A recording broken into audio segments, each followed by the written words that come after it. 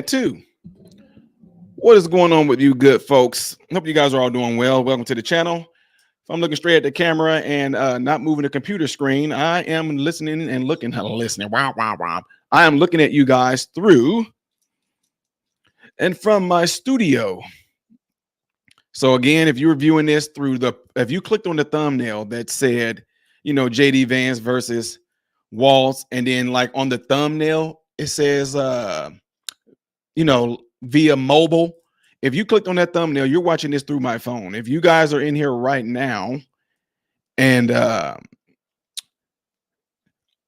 like our pal, I can see your comment right there. We got Miranda Hawley. We also have Nini62. We have Kelly P in the house. And I see that Wild Child says hello from North Alabama. That's viewing this from the telephone. We got Anthony Capuccia says, just remember, if your state has early voting, then vote early because you never know what could happen. I hear what you're saying, Anthony, but I think I'm going to vote the day of. I think I'm going to vote the day of. Who else we have in the house? We have Patricia Madden in the house. And we got Mary Gunn in the house.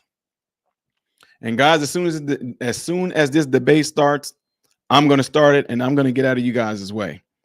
But as long as you guys can hear me really good, I'm good. Let me do something with this phone real quick because I don't know if this is just me or what, but I don't like this blurriness on this. It just looks blurred to me. Is that better? I don't know. Only you that are watching through the phone. If you just seen as if I just like performed like an earthquake and then moved and shook, then you are viewing that from the phone. So again, I appreciate you guys all being in here. I know that there's going to be some folks viewing via YouTube, and I'm sorry, you're going to be viewing through the phone, and it's a good chance. Oh, I don't need that. I don't need that. It's a good chance, you guys, that oh, I said the name right. Good deal.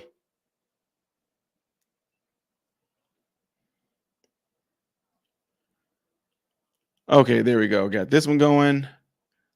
Splat Owl. Ooh, Twilight Zone stuff here.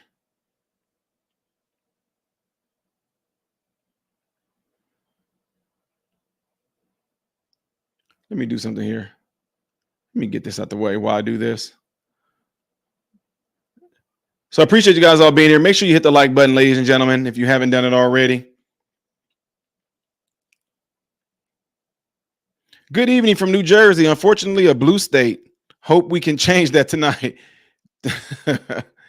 Woo, that's going to be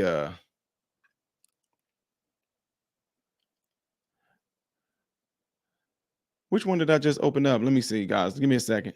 Uh-oh, we starting. Hold on. Hold on, player. I'll do this stuff later. Let me get back into this.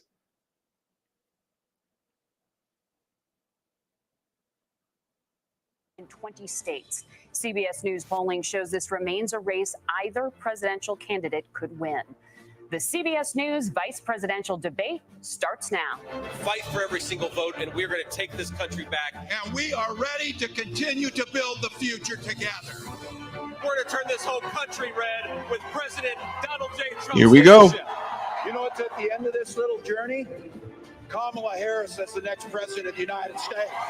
Let's hope not. This is a CBS News special. And I'm going to disappear. CBS News headquarters in New York. America decides. The vice presidential debate.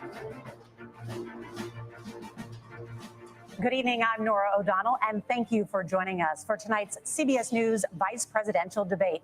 We want to welcome our viewers on CBS, on other networks here in the U.S. and around the world. We have a consequential night ahead, and our focus is the issues that matter to you, the voter. Let's introduce the candidates. Minnesota's Democratic Governor Tim Walz and Ohio's Republican Senator J.D. Vance tonight meeting for the first time.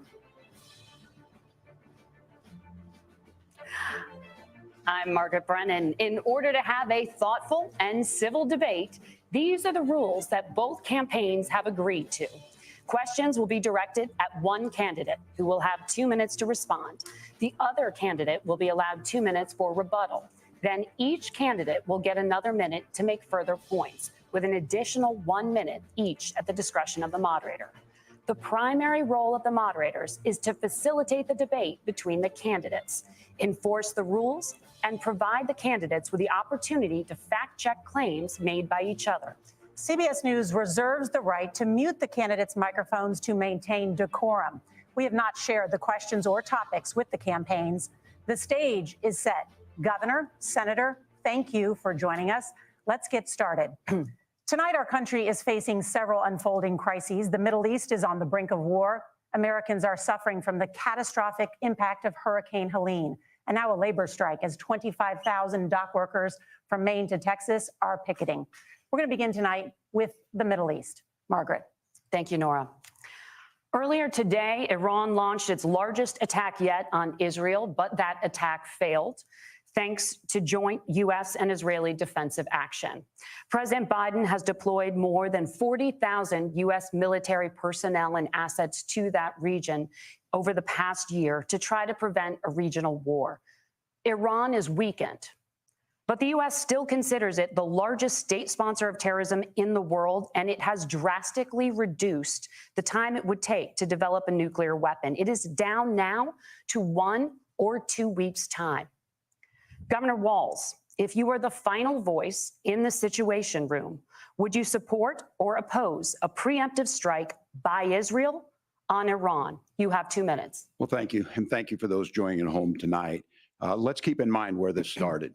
October 7th, Hamas terrorists massacred over 1,400 Israelis and took prisoners.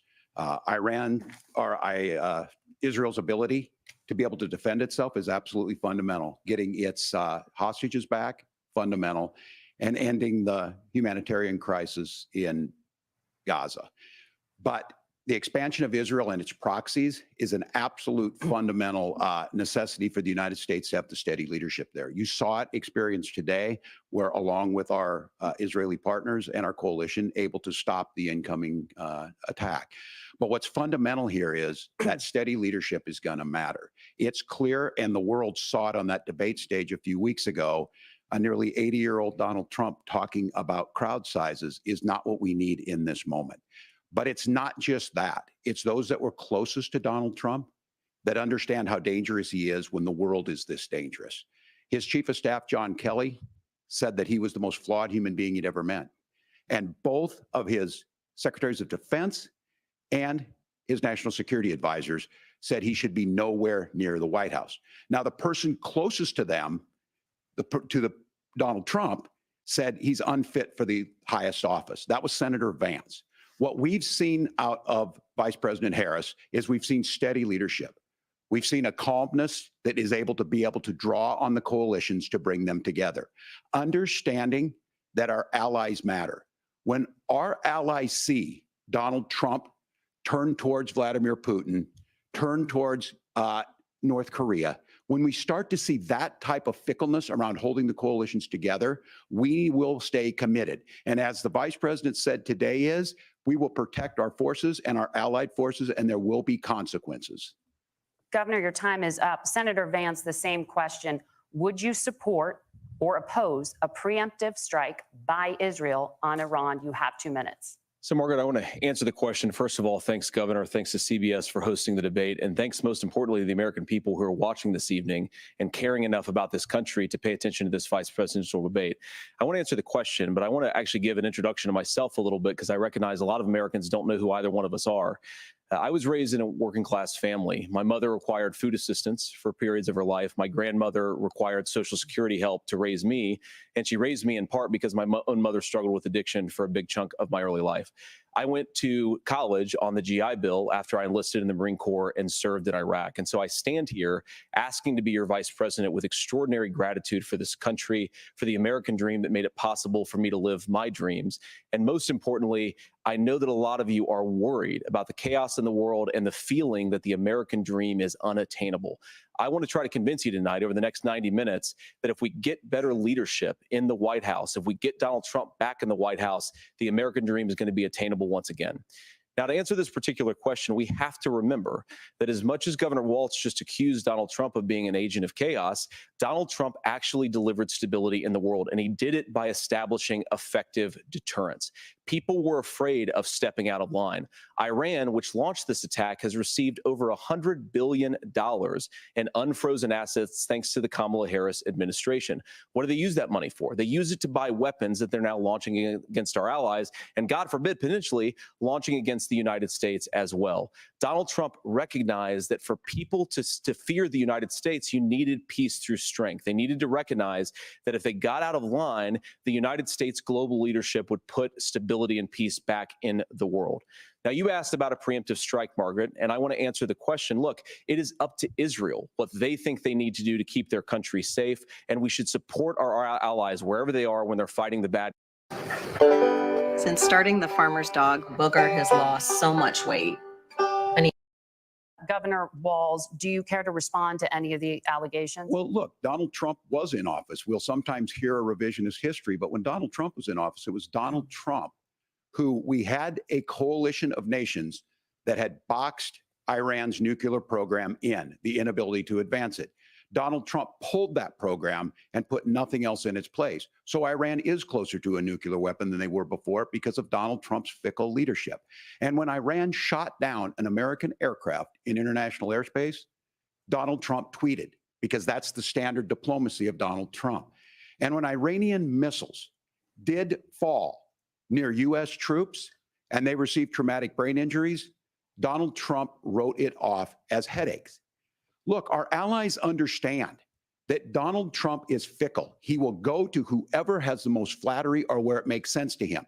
Steady leadership like you witnessed today, like you witnessed in April. Both Iranian attacks were repelled. Our coalition is strong, and we need the steady leadership that Kamala Harris is providing. Senator Vance, the U.S. did have a diplomatic deal with Iran to temporarily pause parts of its nuclear program, and President Trump did exit that deal. He recently said, just 5 days ago, the U.S. must now make a diplomatic deal with Iran because the consequences are impossible. Did he make a mistake? You have 1 minute. Well, first of all, Margaret, diplomacy is not a dirty word, but I think that's something that Governor Walz just said is quite extraordinary. You yourself just said Iran is as close to a nuclear weapon today as they have ever been. And Governor Walz, you blame Donald Trump. Who has been the vice president for the last 3.5 years? And the answer is your running mate, not mine. Donald Trump consistently made the world more secure. Now, we talk about what the sequence of events that led us to where we are right now, and you can't ignore October the 7th, which I appreciate Governor Walz bringing up. But when did Iran and Hamas and their proxies attack Israel? It was during the administration of Kamala Harris. So Governor Walz can criticize Donald Trump's tweets, but effective, smart diplomacy and peace through strength is how you bring stability back to a very broken world. Donald Trump has already done it once before. Ask yourself at home, when was the last time, I'm 40 years old, when was the last time that an American president didn't have a major conflict break out? The only answer is during the 4 years that Donald Trump was president. Gentlemen, we have a lot to get to. Nora? Margaret, thank you. Let's turn now to Hurricane Helene. The storm could become one of the deadliest on record. More than 160 people are dead and hundreds more are missing. Scientists say climate change makes these hurricanes larger, stronger, and more deadly because of the historic rainfall. Senator Vance, according to CBS News polling, 7 in 10 Americans and more than 60% of Republicans under the age of 45 favor the U.S. taking steps to try and reduce climate change. Senator, what responsibility would the Trump administration have to try and reduce the impact of climate change? I'll give you 2 minutes. Sure. So first of all, let's start with the hurricane, because it's an unbelievable, unspeakable human tragedy. I just saw today actually a photograph of 2 grandparents on a roof with a 6-year-old child, and it was the last photograph ever taken of them because the roof collapsed and those innocent people lost their lives. And I'm sure Governor Walz joins me in saying our hearts go out to those innocent people, our prayers go out to them, and we want as robust and aggressive as a federal response as we can get to save as many lives as possible, and then of course afterwards to help the people in those communities rebuild. I mean, these are communities that I love. Some of them I know very personally in Appalachia, all across the Southeast. They need their government to do their job. And I commit that when Donald Trump is president again, the government will put the citizens of this country first when they suffer from a disaster. Now, Nora, you asked about climate change. I think this is a very important issue. Look, a lot of people are justifiably worried about all these crazy weather patterns. I think it's important for us, first of all, to say, Donald Trump and I support clean air, clean water. We want the environment to be cleaner and safer. But one of the things that I've noticed some of our Democratic friends talking a lot about is a concern about carbon emissions, this idea that carbon emissions drives all of the climate change. Well, let's just say that's true, just for the sake of argument, so we're not arguing about weird science. Let's just say that's true. Well, if you believe that, what would you want to do? The answer is that you'd want to reshore as much American manufacturing as possible, and you'd want to produce as much energy as possible in the United States of America because we're the cleanest economy in the entire world. What have Kamala Harris's policies actually led to? More energy production in China, more manufacturing overseas, more doing business in some of the dirtiest parts of the entire world. And when I say that, I mean the amount of carbon emissions they're doing per unit of economic output. So if we actually care about getting cleaner air and cleaner water, the best thing to do is to double down and invest in American workers and the American people. And unfortunately, Kamala Harris has done exactly the opposite. Governor Walz, you have 2 minutes to respond. Well, we got close to an agreement because all those things are happening. Look, first of all, it is a horrific tragedy with this hurricane. And my heart goes out to the folks that are down there in contact with the governors. I serve as co-chair of the Council of Governors as we work together on these emergency managements. Governors know no partisanship. They work together. So all of the governors and the emergency responders are on the ground. Those happen on the front end. The federal government comes in, makes sure they're there that we recover. But we're still in that phase where we need to make sure that they're staying there, staying focused. Now, look, coming back to the climate change issue, there's no doubt this thing roared onto the scene faster and stronger than anything we've seen. Senator Vance has said that there's a climate problem in the past. Donald Trump called it a hoax and then joked that these things would make more beachfront property to be able to invest in. What we've seen out of the Harris administration now, the Biden-Harris administration, is we've seen this investment. We've seen massive investments, the biggest in global history that we've seen in the Inflation Reduction Act, has created jobs all across the country. 2,000 in Jeffersonville, Ohio, taking the EV technology that we invented and making it here. 200,000 jobs across the country. The largest solar manufacturing plant in North America sits in Minnesota. But my farmers know climate change is real. They've seen 500-year droughts, 500-year floods back to back. But what they're doing is adapting, and this has allowed them to tell me, look, I harvest corn, I harvest soybean, and I harvest wind. We are producing more natural gas and more oil at any time than we ever have. We're also producing more clean energy. So the solution for us is to continue to move forward, that climate change is real. Reducing our impact is absolutely critical, but this is not a false choice. You can do that at the same time you're creating the jobs that we're seeing all across the country. That's exactly what this administration has done. We are seeing us becoming an energy superpower for the future, not just the current. And that's what absolutely makes sense. And then we start thinking about how do we mitigate these disasters. Thank you. Senator, I want to give you an opportunity to respond there. The governor mentioned that President Trump has called climate change a hoax. Do you agree? Well, look, what the president has said is that if the Democrats, in particular Kamala Harris and her leadership, if they really believe that climate change is serious, what they would be doing is more manufacturing and more energy production in the United States of America, and that's not what they're doing. So clearly, Kamala Harris herself doesn't believe her own rhetoric on this. If she did, she would actually agree with Donald Trump's energy policies. Now, something Governor Walz said I think is important to touch upon, because when we talk about clean energy, I think that's a slogan that often the Democrats will use here. And I'm talking, of course, about the Democratic leadership. And the real issue is that if you're spending hundreds of millions or even billions of dollars of American taxpayer money on solar panels that are made in China, number one, you're going to make the economy dirtier. We should be making more of those solar panels here in the United States of America. Some of them are, Tim, but a lot of them are being made overseas in China, especially the components that go into those solar panels. So if you really want to make the environment cleaner, you've got to invest in more energy production. We haven't built a nuclear facility, I think, one in the past 40 years. Senator. Natural gas, we got to invest more in it. Kamala Harris has done the opposite. That's raised energy prices and also meant that we're doing Senator, worse by the climate. Senator, your time is up. Governor, would you like to respond? Well, look, we're producing more natural gas than we ever have. There's no moratorium on that. We're producing more oil, but the folks know, and like I said, again, these are not liberal folks. These are not folks that are Green New Deal folks. These are farmers that have been drought one year, massive flooding the next year. They understand that it makes sense. Look, our number one export cannot be topsoil from erosion from these massive storms. We saw it in Minnesota this summer. And thinking about how do we respond to that, we're thinking ahead on this. And what Kamala Harris has been able to do in Minnesota, we're starting to weatherproof some of these things. The infrastructure law that was passed allows us to think about mitigation in the future. How do we make sure that we're protecting by burying our power lines? How do we make sure that we're protecting lakefronts and things that we're seeing more and more of? But to call it a hoax and to take the oil company executives to Mar-a-Lago, say, give me money for my campaign and I'll let you do whatever you want.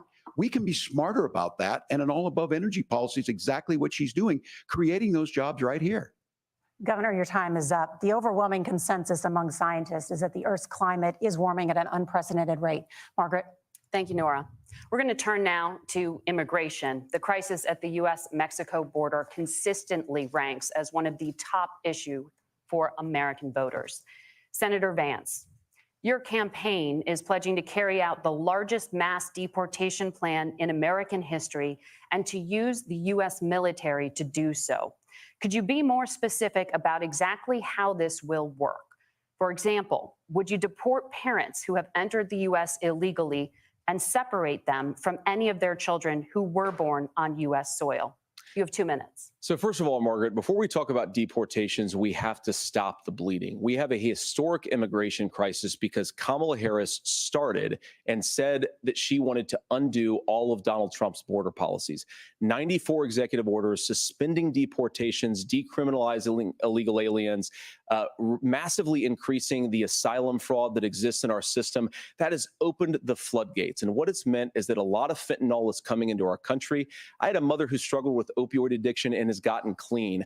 I don't want people who are struggling with addiction to be deprived of their second chance because Kamala Harris let in fentanyl into our communities at record levels. So you've got to stop the bleeding. You've got to re-implement Donald Trump's border policies, build the wall, re-implement deportations. And that gets me to your point, Margaret, about what do we actually do? So we've got 25 million illegal aliens who are here in the country. What do we do with them? I think the first thing that we do is we start with the criminal migrants. About 1 million of those people have committed some form of crime in addition to crossing the border illegally. I think you start with deportations on those folks. And then I think you make it harder for illegal aliens to undercut the wages of American workers. A lot of people will go home if they can't work for less than minimum wage in our own country. And by the way, that'll be really good for our workers who just want to earn a fair wage for doing a good day's work. And the final point, Margaret, is you ask about family separation. Right now in this country, Margaret, we have 320,000 children that the Department of Homeland Security has effectively lost. Some of them have been sex trafficked. Some of them hopefully are at homes with their families. Some of them have been used as drug trafficking mules. The real family separation policy in this country is unfortunately Kamala Harris's wide open southern border. And I'd ask my fellow Americans to remember when she came into office, she said she was going to do this. Real leadership would be saying, you know what, I screwed up. We're going to go back to Donald Trump's border policies. I wish that she would do that. It would be good for all of us. Governor, do you care to respond to any of those specific allegations, including that the vice president is, quote, letting in fentanyl and using kids as drug mules, among other things regarding children? The drug mule is not true, but I will say about this, about the fentanyl, because this is a crisis of this, the opioid crisis. And the good news on this is the last 12 months saw the largest decrease in opioid deaths in our nation's history, 30% decrease in Ohio, but there's still more work to do. But let's go back to this on immigration. Kamala Harris was the attorney general of the largest state, a border state in California. She's the only person in this race who prosecuted transnational gangs for human trafficking and drug interventions. But look, we all want to solve this. Most of us want to solve this, and that is the United States Congress. That's the Border Patrol agents. That's the Chamber of Commerce. That's most Americans out here. That's why we had the fairest and the toughest bill on immigration that this nation's seen.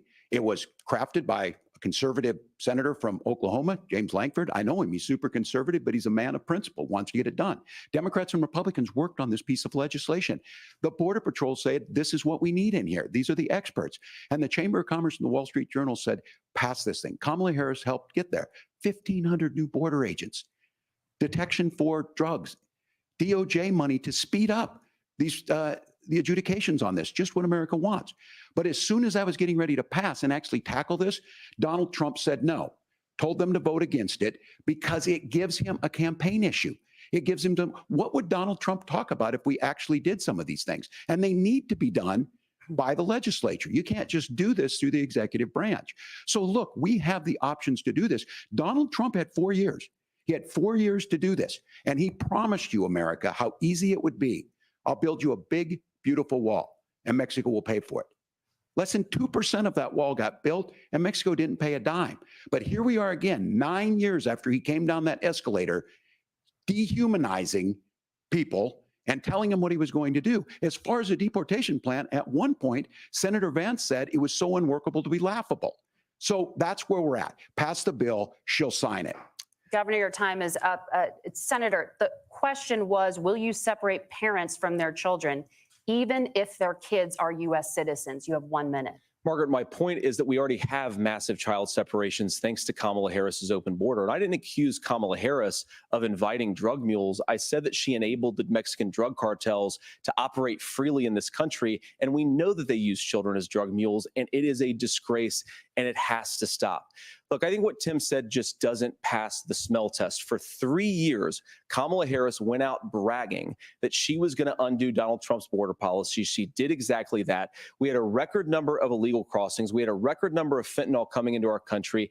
And now that she's running for president, or a few months before, she says that somehow she got religion and cared a lot about a piece of legislation.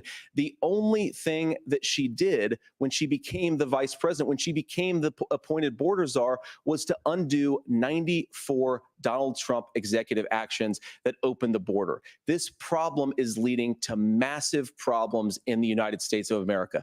Parents who can't afford health care, schools that are overwhelmed. It's got to stop, and it will when Donald Trump is president again. Senator, your time is up. Governor, what about our CBS News polling, which does show that a majority of Americans, more than 50%, support mass deportations? Look, we fix this issue with a bill that is necessary. But the issue on this is what happens when you don't want to solve it.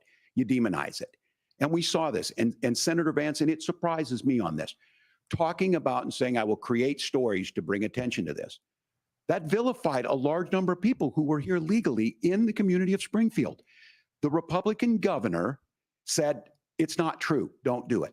There's consequences for this. There's consequences. We could come together. Senator Lankford did it. We could come together and solve this if we didn't let Donald Trump continue to make it an issue. And the consequences in Springfield were the governor had to send state law enforcement to escort kindergartners to school. I believe Senator Vance wants to solve this, but by standing with Donald Trump and not working together to find a solution, it becomes a talking point. And when it becomes a talking point like this, we dehumanize and villainize other human beings. Tim, Governor, your time is up. Senator, I'll give you 1 minute, but let me just ask you the question first. The governor has made the point, and I think as a sitting lawmaker, you know that Congress controls the purse strings and any funding. So you have said repeatedly that Donald Trump would, through executive action, solve this. Do you disagree that Congress controls the purse strings and would need to support many of the changes that you would actually want to implement? You have 1 minute. Look, Margaret, first of all, the gross majority of what we need to do at the southern border is just empowering law enforcement to do their job. I've been to the southern border more than our border czar, Kamala Harris, has been, and it's actually heartbreaking because the Border Patrol agents, they just want to be empowered to do their job. Of course, additional resources would help, but most of this is about the president and the vice president empowering our law enforcement to say, if you try to come across the border illegally, you've got to stay in Mexico, you've got to go back through proper channels. Now, Governor Walz brought up the community of Springfield, and he's very worried about the things that I've said in Springfield. Look, in Springfield, Ohio, and in communities all across this country, you've got schools that are overwhelmed. You've got hospitals that are overwhelmed. You have got housing that is totally unaffordable because we brought in millions of illegal immigrants to compete with Americans for scarce homes. The people that I'm most worried about in Springfield, Ohio, are the American citizens who have had their lives destroyed by Kamala Harris's open border. It is a disgrace, Tim. And I actually think, I agree with you. I think you want to solve this problem, but I don't think that Kamala Harris does. Senator, your time is up. Governor, you have 1 minute to respond. Yeah, well, it is law enforcement that asked for the bill. They helped craft it. They're the ones that supported it. That's because they know we need to do this. Look, this issue of continuing to bring this up, of not dealing with it, of blaming migrants for everything. On housing, we could talk a little bit about Wall Street speculators buying up housing and making them less affordable, but it becomes a blame. Look, this bill also gives the money necessary to adjudicate. I agree. It should not take 7 years for an asylum claim to be done. This bill gets it done in 90 days. Then you start to make a difference in this, and you start to adhere to what we know, American principles. I don't talk about my faith a lot, but Matthew 25:40 talks about, to the least amongst us, you do unto me. I think that's true of most Americans. They simply want order to it. This bill does it. It's funded. It's supported by the people who do it. And it lets us keep our dignity about how we treat other people. Thank you, Governor. And just to clarify for our viewers, Springfield, Ohio does have a large number of Haitian migrants who have legal status, temporary protected status. Well, Margaret, but thank you, Senator. We have so much to get to. Margaret, I think it's important because we're going to turn out of the economy. Thank Margaret, you. The rules were that you guys weren't going to fact check, and since you're fact checking me, I think it's important to say what's actually going on. So there's an application called the CBP One app, where you can go on as an illegal migrant, apply for asylum or apply for parole, and be granted legal status at the wave of a Kamala Harris open border wand. That is not a person coming in, applying for a green card and waiting for 10 years. That is the facilitation of illegal immigration. They don't want to hear that. Thank you, Senator, for describing the legal process. We have so much to get to. Get them. Those laws have been on the books. Get them, JD. Thank you, gentlemen. The CBP One app has not been on the books since 1990. It's something that Kamala Harris created, Margaret. Gentlemen, the audience can't hear you because your mics are cut. We have so much we want to get to. Thank you for explaining the legal process. Nora. Thank you, Margaret. The economy is a top concern for voters. Each of your campaigns has released an economic plan. So let's talk about the specifics. Governor Walz, Vice President Harris unveiled a plan that includes billions in tax credits for manufacturing, housing, and a renewed child tax credit. The Wharton School says your proposals will increase the nation's deficit by $1.2 trillion. How would you pay for that without ballooning the deficit? Governor, I'll give you 2 minutes. Yeah, thank you. And Kamala Harris and I do believe in the middle class because that's where we come from. We both grew up in that. We understand. So those of you out there listening tonight, you're hearing a lot of stuff back and forth, and it's good. It's healthy. That's what this is supposed to happen. You should be listening. How's this going to impact me? The bold forward plan that Kamala Harris put out there is talking about this housing issue. The one thing is there's 3 million new houses proposed under this plan with down payment assistance on the front end to get you in a house. A house is much more than just an asset to be traded somewhere. It's foundational to where you're at. And then making sure that the things you buy every day, whether they be prescription drugs or other things, that there's fairness in that. Look, the $35 insulin is a good thing, but it costs $5 to make insulin. They were charging $800 before this law went into effect. As far as the housing goes, I've seen it in Minnesota. 12% more houses in Minneapolis, prices went down on rent 4%. It's working. And then making sure tax cuts go to the middle class. $6,000 child tax credit, we have one in Minnesota, reduces childhood poverty by 1/3. We save money in the long run, and we do the right thing for families. And then getting businesses off the ground. The law as it stands right now is $5,000 tax credit for small business, increasing that to $50,000. Now, this is a philosophical difference between us. Donald Trump made a promise, and I'll give you this. He kept it. He took folks to Mar-a-Lago, said, you're rich as hell, I'm going to give you a tax cut. He gave the tax cuts that predominantly went to the top class. What happened there was an $8 trillion increase in the national debt, the largest ever. Now he's proposing a 20% consumption or sales tax on everything we bring in. Everyone agrees, including businesses, it would be destabilizing it. It would increase inflation and potentially lead to a recession. Look, this is simple for you. Where are we going? Kamala Harris has said to do the things she wants to do. We'll just ask the wealthiest to pay their fair share. When you do that, our system works best. More people are participating in it, and folks have the things that they need. Senator, I want to give you a moment to respond on that. But similarly, the Wharton School has done an analysis of the Trump plan and says it would increase the nation's deficit by $5.8 trillion. My question is the same for you. How do you pay for all that without ballooning the deficit? I'll give you 2 minutes. Well, first of all, you're going to hear a lot from Tim Walz this evening, and you just heard it in the answer. A lot of what Kamala Harris proposes to do, and some of it, I'll be honest with you, it even sounds pretty good. Here's what you won't hear, is that Kamala Harris has already. Illinois is losing the risk-filled game played by Sharon Chung. She raised property taxes in McLean County. Property owners lose. The cost of food higher. And what she's actually done instead is drive the cost of food higher by 25%, drive the cost of housing higher by about 60%. Open the American southern border and make middle-class life unaffordable for a large number of Americans. If Kamala Harris has such great plans for how to address middle-class problems, then she ought to do them now, not when asking for a promotion, but in the job the American people gave her 3.5 years ago. And the fact that she isn't tells you a lot about how much you can trust her actual plans. Now, Donald Trump's economic plan is not just a plan, but it's also a record. A lot of those same economists attack Donald Trump's plans, and they have PhDs, but they don't have common sense and they don't have wisdom, because Donald Trump's economic policies delivered the highest take-home pay in a generation in this country, 1.5% inflation, and to boot, peace and security all over the world. So when people say that Donald Trump's economic plan doesn't make sense, I say, look at the record. He delivered rising take-home pay for American workers.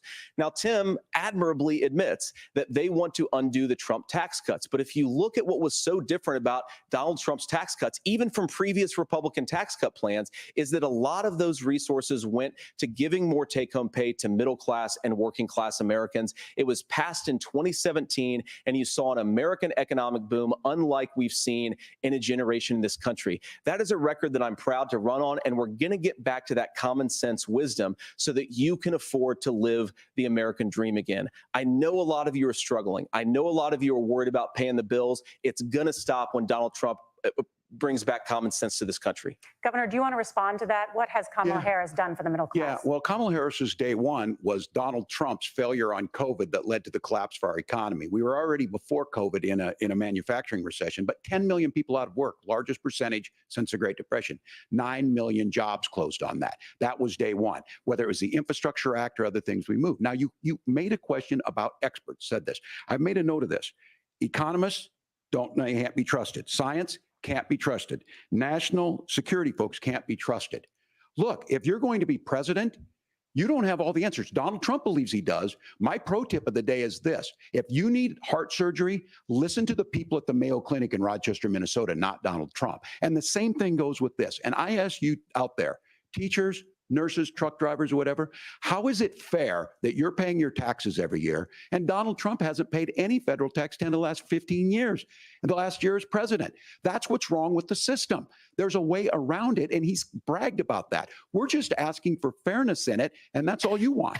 Illegals are staying here for free. You say trust the experts. Illegals are staying. What taxes are they paying? Experts for 40 years said that if we shipped our manufacturing base off to China, we'd get cheaper goods. They lied about that. They said if we shipped our industrial base off to other countries, to Mexico and elsewhere, it would make the middle class stronger. They were wrong about that. They were wrong about the idea that if we made America less self-reliant, less productive in our own nation, that it would somehow make us better off, and they were wrong about it. And for the first time in a generation, Donald Trump had the wisdom and the courage to say to that bipartisan consensus, we're not doing it anymore. We're bringing American manufacturing back. We're unleashing American energy. We're going to make more of our own stuff. And this isn't just an economic issue. I mean, I've got 3 beautiful little kids at home, 7, 4, and 2, and I love them very much, and I hope they're in bed right now.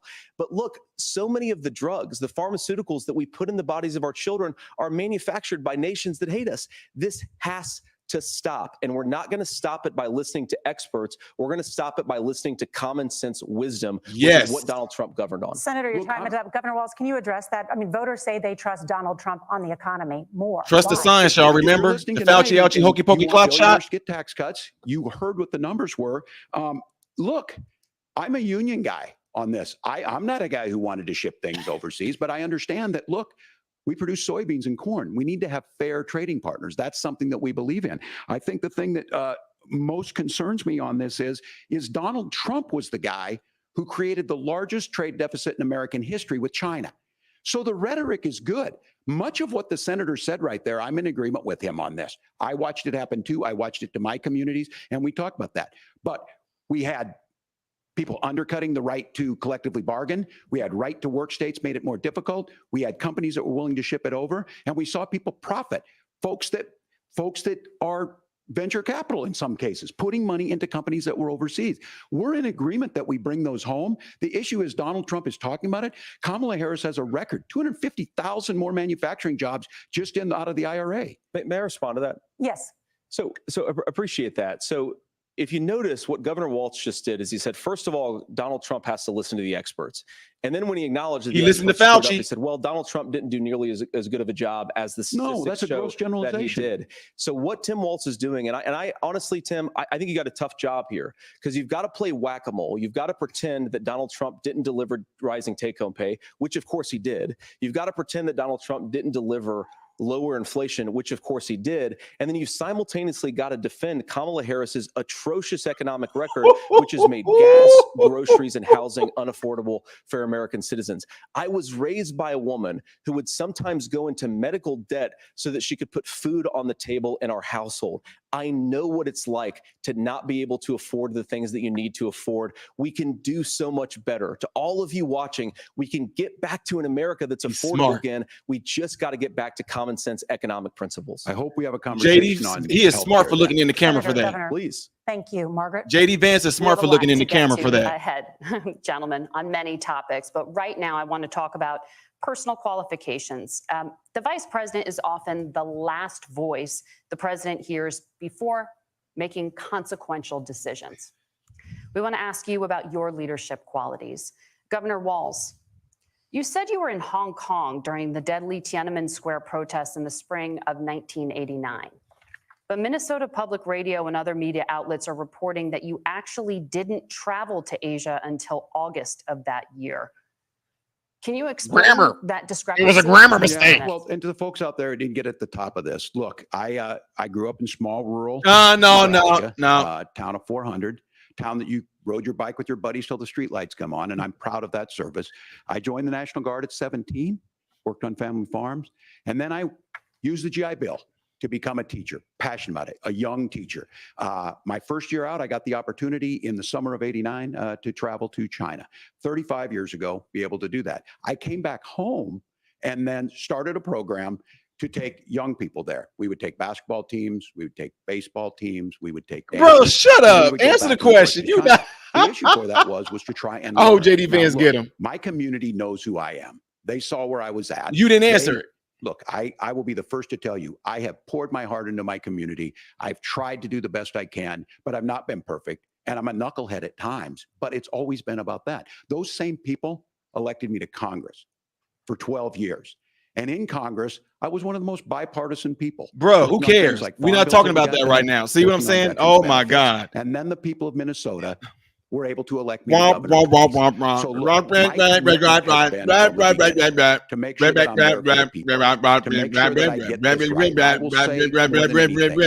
I'm not going to answer the question. I'm not going to answer the question. I'm not going to answer the question. I'm going to do this and not answer the question because I'm just, I'm sorry I'm interrupting, but he's not talking about nothing because I don't care. You're not going to answer the question. He's not going to keep talking to get you all distracted. Nobody's caring because he's not going to answer the question. He's not going to answer the question. All this, and he's not going to answer the question, and he's not going to answer it. He's just going to keep on talking because he's not going to answer the question. So this is about him not answering the question. It's not going to get to the question, which you can't get past somebody like me because while you're doing all that talking, I'm going to still remember that you still have not answered the question. He just keeps on talking. Look at this. I'm still going on. Isn't his minute up? Is his minute up yet? Being a good member of Congress. Sir, those are the things that I think are the values that people care about. Your minute is up. Governor, just to follow up on that, the question was, can you explain the discrepancy? All I said on this is I got there that summer and misspoke on this. So I will just, that's what I've said. You didn't misspeak. You lied. Hong Kong and China. Look at his eyes, y'all. Look at his eyes. And from that, I learned a lot. That nobody cares. In governance. He didn't answer the question. Get him, JD. Senator Vance, in 2016, you called your running mate Donald Trump unfit for the nation's Now watch how JD office, answers and you this. said he could be America's Hitler. I know you've been asked many times, and you've said you regret those comments and explained you then voted for Donald Trump in 2020. But the Washington Post reported new messages last week in which you also disparaged Trump's economic record while he was president, writing to someone in 2020, quote, Trump thoroughly failed to deliver his economic populism. You're now his running mate, and you've shifted many of your policy stances to align with his. If you become vice president, why should Americans trust that you will give Donald Trump the advice he needs to hear and not just the advice he wants to hear? You have 2 minutes. Well, first of all, Margaret, because I've always been open. And sometimes, of course, I've disagreed with the president, but I've also been extremely open about the fact that I was wrong about Donald Trump.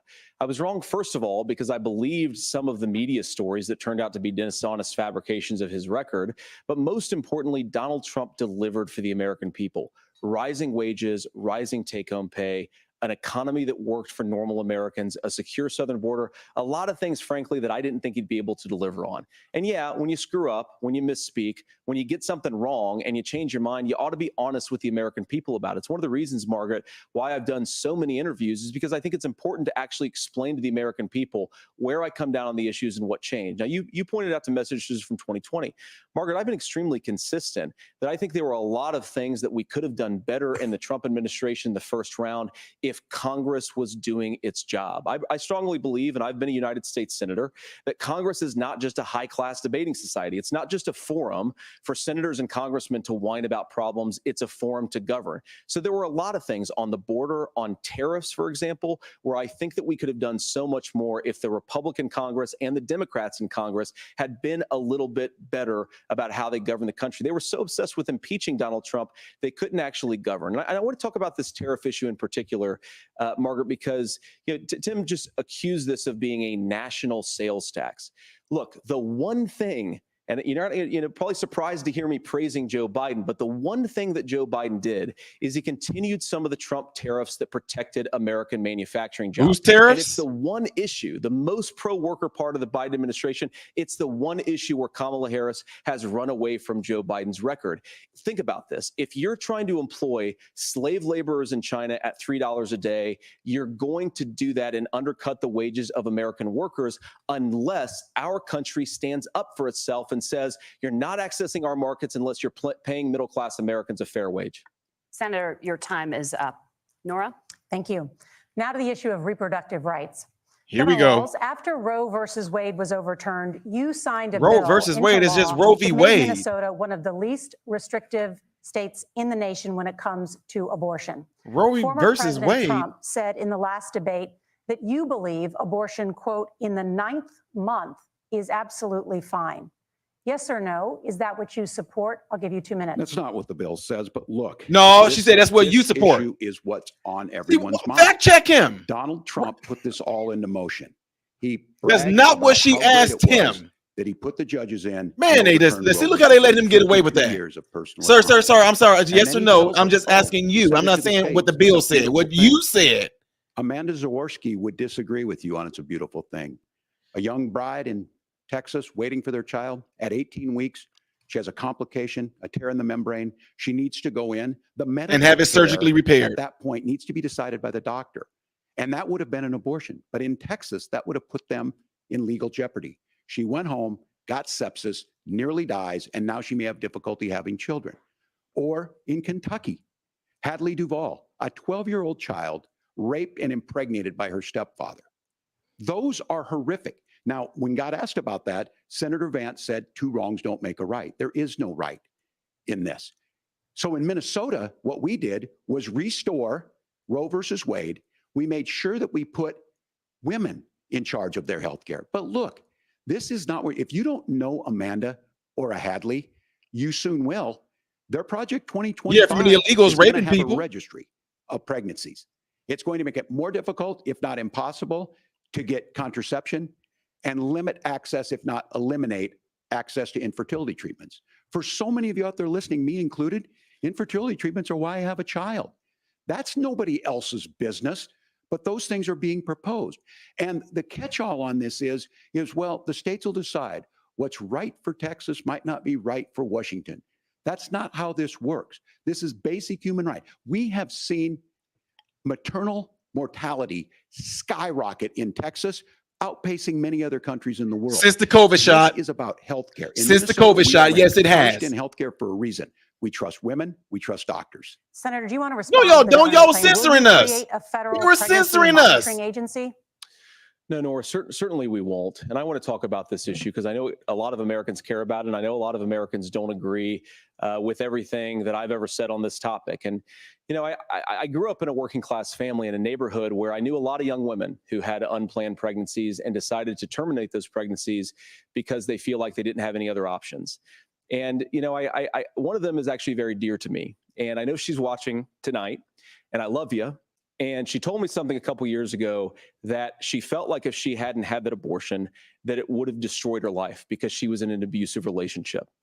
And I think that what I take from that as a Republican who proudly wants to protect innocent life in this country, who proudly wants to protect the vulnerable, is that my party, we've got to do so much better of a job at earning the American people's trust back on this issue where they frankly just don't trust us. And I think that's one of the things that Donald Trump and I are endeavoring to do. I want us as a Republican Party to be pro-family in the fullest sense of the word. I want us to support fertility treatments. I want us to make it easier for moms to afford to have babies. I want it to make it easier for young families to afford a home so they can afford a place to raise that family. And I think there's so much that we can do on the public policy front just to give women more options. Now, of course, Donald Trump has been very clear that on the abortion policy specifically, that we have a big country and it's diverse. And California has a different viewpoint on this than Georgia. Georgia has a different viewpoint from Arizona. And the proper way to handle this, as messy as democracy sometimes is to let voters make these decisions. Let the individual states make their abortion policy. We the people and I think that's what make makes that the most decision sense in a very big, a very diverse, and let's be honest, sometimes a very, very messy and divided country. Governor, would you like to respond and also answer the question about restrictions? Yeah, well, the question You got can't asked, and answer it. Donald Trump made the accusation that wasn't true about Minnesota. Well, let me tell you about this idea that there's diverse states. There's a young woman named Amber Thurman. She happened to be in Georgia, a restrictive state. Because of that, she had to travel a long distance to North Carolina to try and get her care. Amber Thurman died in that journey back and forth. The fact of the matter is, how can we as a nation say that your life and your rights, as basic as the right to control your own body, is determined on geography? There's a very real chance, had Amber Thurman lived in Minnesota, she would be alive today. No, she wouldn't. Amber Thurman, she had fetal baby pieces still left in her body, y'all. She had baby pieces left in her body. That's how she died. She took a medication after she had an abortion, and they left baby pieces in her, and that is how she died. They couldn't get her in time because it was too late, because she had become very infectious, and she died from that, not from no abortion, and she wouldn't have had nothing done in time. That's how she died. On Wow. abortion after 15 weeks. In fact, you said if someone can't support legislation like that, quote, you are making the United States the most barbaric Man, I wish pro-abortion J.D. Vance could regime respond to anywhere that. in the entire world. My question is, why have you changed your position? Well, Nora, first of all, I never supported a national ban. I did when I was running for Senate in 2022 talk about setting some minimum national standard. For example, we have a partial birth abortion ban in place in this country at the federal level. I don't think anybody's trying to get rid of that, or at least I hope not, though I know that Democrats have taken a very radical pro-abortion stance. But Nora, you know, one of the things that changed is in the state of Ohio, we had a referendum in 2023, and the people of Ohio voted overwhelmingly, by the way, against my position. And I think that what I learned from that, Nora, is that we've got to do a better job at winning back people's trust. So many young women would love to have families. So many young women also see an unplanned pregnancy as something that's going to destroy their livelihood, destroy their education, destroy their relationships. And we have got to earn people's trust back. And that's why Donald Trump and I are committed to pursuing pro-family policies, making childcare more accessible, making fertility treatments more accessible, because we've got to do a better job at that. And that's what real leadership is. Governor, your response. I'm going to respond on the pro-abortion piece of that. No, we're not. We're pro-women. We're pro-freedom. Pro-death. Choice. We know what the implications are to not be that. Women having miscarriages, women not getting the care, physicians feeling like they may be prosecuted for providing that care. No, they won't. Making sure that we're educating our children and giving them options. Minnesota's a state with one of the lowest teen pregnancy rates. We understand that too. We know that the options need to be available, and we make that true. We also make it, we're a top 3 state for the best place to raise children.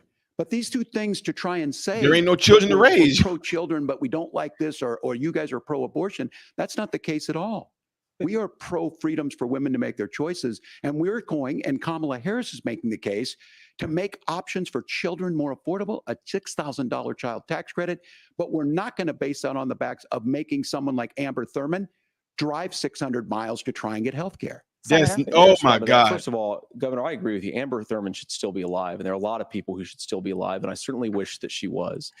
And maybe you're free to disagree with me on this and explain this to me, but as I read the Minnesota law that you signed into law, the statute that you signed into law, it says that a doctor who presides over an abortion where the baby survives, the doctor is under no obligation to provide life-saving care to a baby who survives a botched late-term abortion. Facts. That is, I think, whether you're pro-choice or pro-abortion, that is fundamentally barbaric. And that's why I use that word, Nora, is because some of what we've seen, do you want to force Catholic hospitals to perform abortions against their will? Because Kamala Harris has supported suing Catholic nuns to violate their freedom of conscience. We can be a big and diverse country where we respect people's freedom of conscience and make the country more pro-baby and pro-family. But please.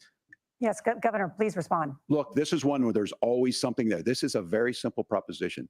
These are women's decisions to make about their healthcare decisions, and the physicians who know best when they need to do this. Trying to distort the way a law is written to try and make a point, that's not it at all. What was I wrong about, Governor? Please tell me, what was I wrong about? That is not the way the law is written. Look, I've given this advice on a lot of things, that getting involved, that's been misread, and it was fact-checked at the last debate. But the point on this is there's a continuation of these guys to try and tell women or to get involved. I use this line on this, just mind your own business on this. What about during COVID? When Roe versus Wade was in place. When we do a restoration of Roe, that works best. That doesn't preclude us from increasing funding for children. It doesn't increase us from making sure that once that child's born, like in Minnesota, they get meals, they get early childhood education, they get health care. So the hiding behind we're going to do all these other things when you're not proposing them in your budget, Kamala Harris is proposing them. She's proposing all those things to make life easier for families. I asked a specific question, Governor. You gave me a slogan as a response. It's not the case. It's not true. That's not what the law says. So they fact-checked it with President Trump. Gentlemen, there's a lot to discuss. We have to move on, and we're going to be right back with much more of the CBS News vice presidential debate in just a moment. Guys, make sure y'all hit that thumbs up button if you would, please. This is honestly, so far, I think it's going pretty well. J.D. Vance, look, I'm just telling y'all straight up. If J.D. Vance is legit in how he is being right now, I like what he's doing right now, because J.D. Vance, in my opinion right now, J.D. Vance is able to really deliver his message forward. You know what I mean? He really is able to deliver. Now, I love Trump. Don't get me wrong. I love Trump. But I'm just being honest, God. You know, Trump, he did good picking J.D. Vance. Let me just say that. Let me tell y'all something about the girl that they was talking to here named Amber. Amber is a woman who already had the abortion performed. Pieces of the fetus was still left in her. She took a medication that was supposed to help her get rid of the rest of it, right? She became what we call septic. She went to the hospital, and while she was waiting and everything, because they had to try to figure out what was going on with her, they were going to finish the routine, but it was too late. Because you know why? Amber decided to go to the hospital too late. They don't tell y'all that she didn't die because they said, nope, we're not doing an abortion on you. No, they knew that she had an abortion. They knew she took the medication. And while they were getting ready to prep everything to bring her back, she slipped away because she was already too far septic with the stuff inside of her. She had still pieces of her twin child inside of her. They don't tell you that, though. Maybe if they would have took one of them tampons from the boys' restroom. Let me stop, y'all. But anyway, make sure y'all hit that thumbs up button right now. Make sure you do that. I don't know what this dude is talking about right here, but I really want you guys to hit that thumbs up button so that my content can consistently be recommended throughout YouTube algorithm. If you are watching this and you're viewing this on the phone, double tap your phone screen right now. That will give the video a thumbs up if you would, please. Let me see where we're at right now. Skip this to see if they're getting back to the debate. Nope, they're not back on the debate yet, but no. So that's what I want y'all to take away from this. Here's the thing. This is what I like about what J.D. Vance is doing. J.D. Vance is asking him to answer the question in real time. All he's doing is, that's not true. That's not true. Well, how is it not true? J.D. Vance sat right there and read off a statue of what your state has. J.D. Vance read off the statue of what Minnesota has, and Tim Walz don't even know it. No, that's not true. No, it's not. No. See, we have a no. That's what they completely do. They just turn around and start babbling about stuff instead of answering it. Now, I'm telling y'all right now, if they ask J.D. Vance a question and I start to see J.D. Vance babbling off to the side, I'm going to call him out on it too. But J.D. Vance is doing a really good job holding his own. And I'm not going to lie to y'all. I mean, thus far, I'm liking J.D. Vance. I am. And Trump did good picking him. And y'all may disagree with this, but I like how J.D. Vance can really bring it out. And he brings you understanding, and he don't jip and jump all over the place. And I'm just telling y'all straight up, because y'all act like y'all have problems. We're all on the same team on the person that we're all voting for, right? Why do y'all have issues when somebody criticizes the people that we voted for? You guys already know. Look, I told y'all. Everybody knows I'm voting Trump. Signed, hat, and everything given to me, right? Okay? Now, people get upset when we criticize. I say that Trump will start off saying something, and then you could tell that a thought hit his brain, and he'll talk about that. And then you're like, wait a minute. No, Trump, go back to what you were saying at first. I'm glad that J.D. Vance is doing this, though. He's doing really, really, really, really good in this particular debate. And don't get me wrong, Tim Walz, he's doing a good job. He's learning from Kamala as far as like word salad, Kamala Harris kind of served up more of a iceberg lettuce salad, while Tim Walz seemed to be kind of got a little romaine, whatever in there. But it's still salad. So that's what I'm saying. Now, it is kind of cool to see them both agree on what they would like to see in regards to America. And that's what I like to see as well. But on their disagreements, I'm not seeing what Walz is talking about. Welcome back to the CBS News Vice Presidential Debate. We want to turn now to America's gun violence epidemic. The leading cause of death for children and teens in America is by firearms. Senator Vance, you oppose most gun legislation that Democrats claim would curb gun violence. You oppose red flag gun laws and legislation to ban certain semi-automatic rifles, including AR-15s.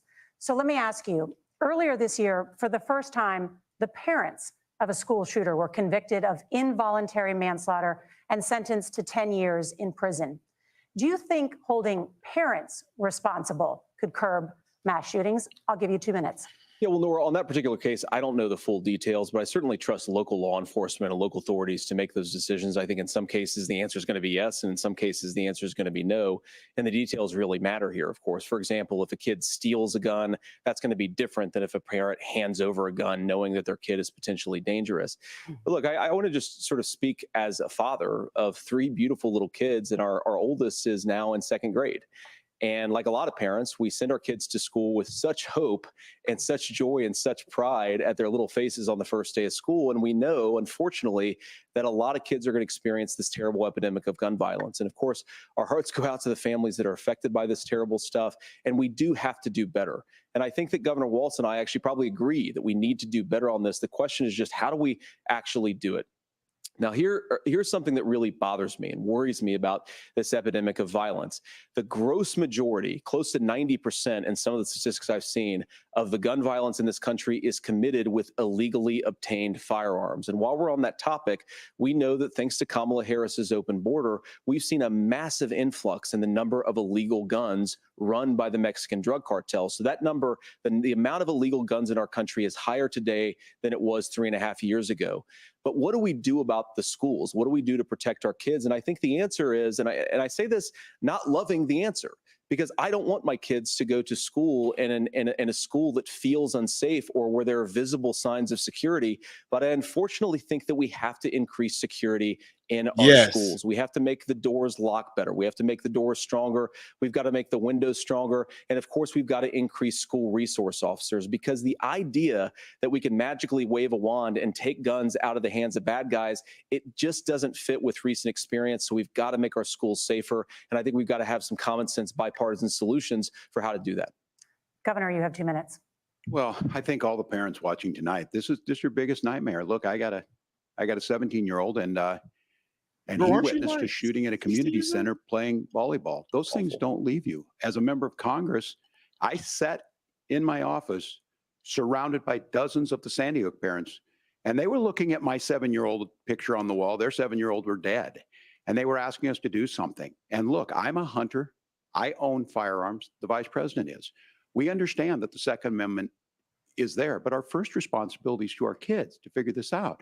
In Minnesota, we've enacted enhanced red flag laws, enhanced background checks, and we can start to get data. But here's the problem. It's not going to stop. If we really want to solve this, we've got folks that won't allow research to be even done on gun violence.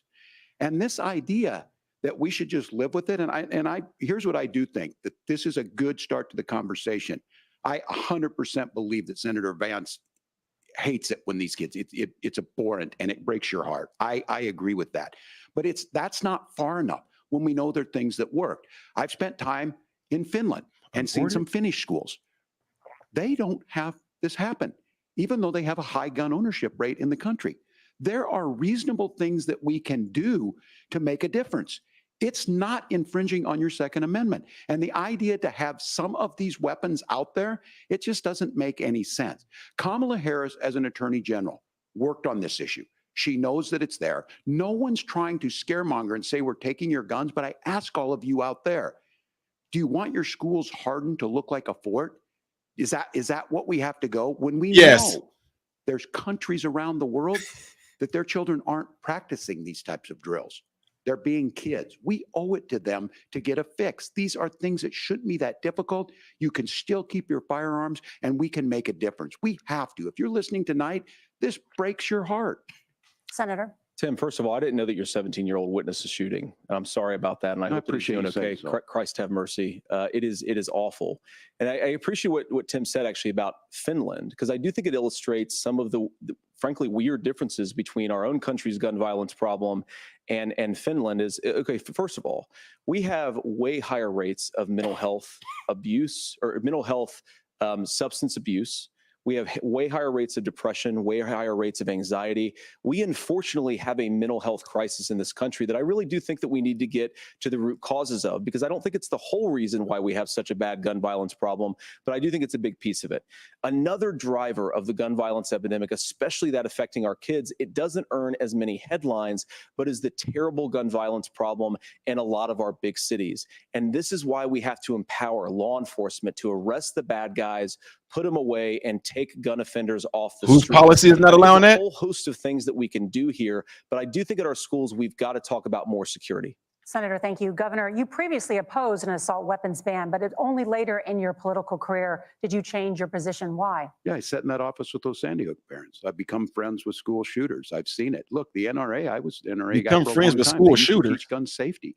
I'm of an age where my shotgun was in my car so I could pheasant hunt after football practice. That's not where we live today.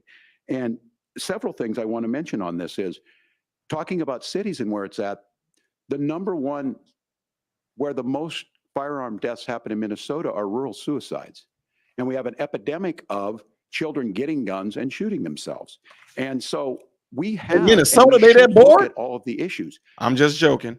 making sure folks have health care and all that, but I want to be very careful. This idea of stigmatizing mental health, just because you have a mental health issue doesn't mean you're violent. And I think what we end up doing is we start looking for a scapegoat. Sometimes it just is the guns. It's just the guns. And there are things that you can do about it. But I do think that this is one, and I think this is a healthy conversation. I think there's a capacity to find solutions on this that work, protect Second Amendment. It will never be just the guns. No. Thank you, Margaret. It's the people with the Thank you, Rob. guns. It's never Let's just turn the now to the guns. top contributor to inflation, the high cost of housing and rent. There's a shortage of more than 4 million homes in the United States, and that contributes to the high housing Y'all giving them to the prices. illegal immigrants. Governor Walz, I'm the Harris joking, campaign y'all. promises a $25,000 Hit that thumbs down up button, payment folks. assistance for first-time home buyers and a $10,000 tax credit. They also promise to build 3 million new homes. Where are you building he these friends with the homes? school And shooters. won't handing out that kind of money just drive up prices higher? No, it's not handing out. We have, first, let me say this issue of housing, and I think those of you listening on this, the problem we've had is that we've got a lot of folks that see housing as another commodity. It can be bought up, it can be shifted, it can be moved around. Those are not folks living in those houses. Those of you listening tonight, that house is a big deal. I bought and owned one house in my life. My mom still lives in the house where I was. And when I think of a house, I'm thinking of Christmas services after midnight mass where you go with your family. We need to make it more affordable. And one of the things, as I said, this program that the vice president is pushing forward and bringing a new way of approaching this is something we're doing in Minnesota from that lead. We in the state invested in making sure our housing was the biggest investment that we'd ever made in housing. It starts to make it easier. We cut some of the red tape. Local folks, look, we can't do it at the federal level, but local folks make it easier to build those homes. And then that down payment assistance. I can tell all of you out there, one of the, certainly for me, using the GI Bill was one thing, but a veteran's home loan, the big thing about a veteran's home loan is you don't have to pay the down payment. Those are things that make it there. Now, look, you're going to pay it back and you're going to pay your mortgage. Those are things that we know in the long run, the appreciated value, the generational wealth that's created from it. And I will give Minneapolis an example. Minneapolis is the one city where we've seen the lowest inflation rates.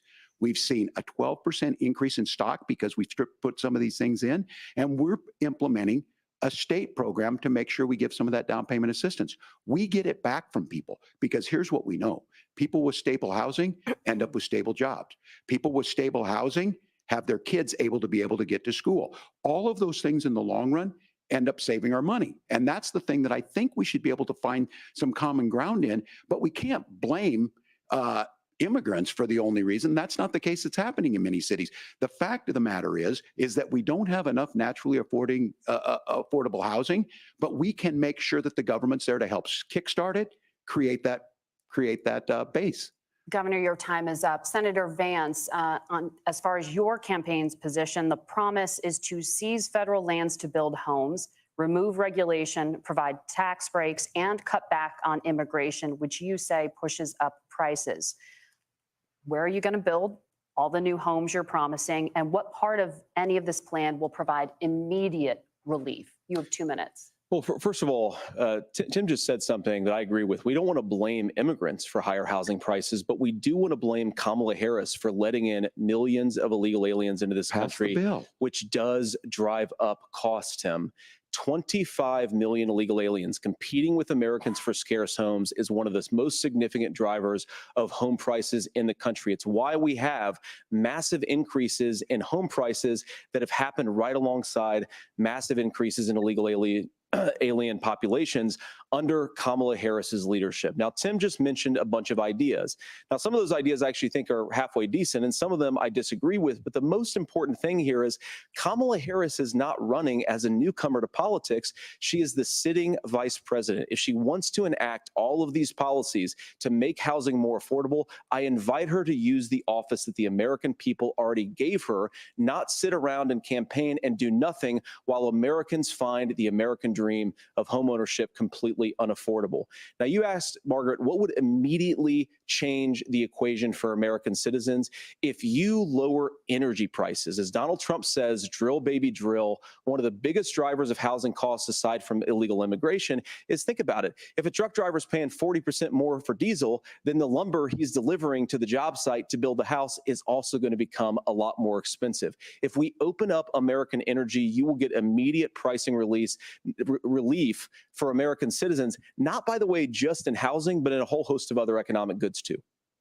Senator Vance, you still have 23 seconds there. Do you want to answer? Can I have it? Where, yeah.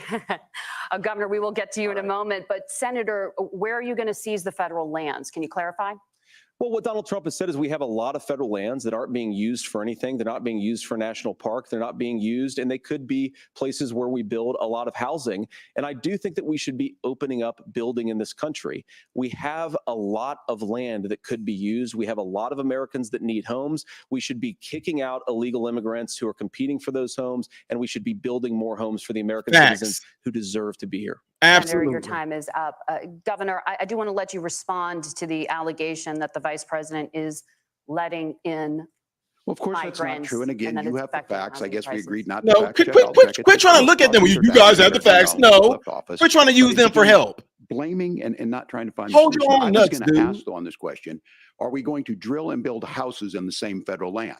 And I think when people hear federal lands, these are really important pieces of land. Now, Minnesota doesn't have a lot of federal lands. I know in the western part of the countries we do. There's not a lot of federal lands in and around Minneapolis, for example. So the issue is I don't understand the federal lands issue unless we see you dodged the question of they're letting them in. Deeply about our national parks and our federal lands. Look, Minnesota, we protect these things. We've got about 20% of the world's fresh water. These lands protect. They're there for a reason. They belong to all of us. But again, this is when you view housing and you view these things as commodities. Like, there's a chance to make money here. Let's take this federal land and let's sell it to people for that. I think there's better ways to do this. We've seen it in Minnesota. We're able to refurbish some of these houses. We're able to make some investments. That gets people in. And I'm still on the fact on this. Economists, Senator Vance, you said you don't like the economists. Which economists are saying that it is immigrants that's adding to the cost? Governor, your time is up. But Senator, on that point, I'd like for you to clarify. There are many contributing factors to high housing costs. What evidence do you have that migrants are part of this problem? Well, there's a Federal Reserve study that we're happy to share after the debate. We'll put it up on social media, actually, that really drills down on the connection between increased levels of migration, especially illegal immigration, and higher housing prices. Now, of course, Margaret, that's not the entire driver of higher housing prices. It's also the regulatory regime of Kamala Harris. Look, we are a country of builders. We're a country of doers. We're a country of explorers. But we increasingly have a federal administration that makes it harder to develop our resources, makes it harder to build things, and wants to throw people in jail for not doing everything exactly as Kamala Harris says they have to do. And what that means is that you have a lot of people who would love to build homes who aren't able to build homes. I actually agree with Tim Walz. We should get out of this idea of housing as a commodity. But the thing that has most turned housing into a commodity is giving it away to millions upon millions of people who have no legal right to be here. What are the federal regulations? I deal with this as a governor. You can very quickly reply. I'm sorry. I get this as a governor, and I don't necessarily disagree with that in some cases, many of those are local. Many of them are state. I don't know which ones are federal, but I think whenever we talk regulations, people think they can get rid of them. I think you want to be able to get out of your house in a fire. I think you want to make sure that it's fireproof and those types of things. So which are the regulations? Because the vice president's not responsible for those. Congress writes those. Governor, thank you. Gentlemen, we have a lot to get to. You're passionate about the housing crisis, I can tell. But Nora? Thank you. One of the top problems facing Americans is the high cost of health care.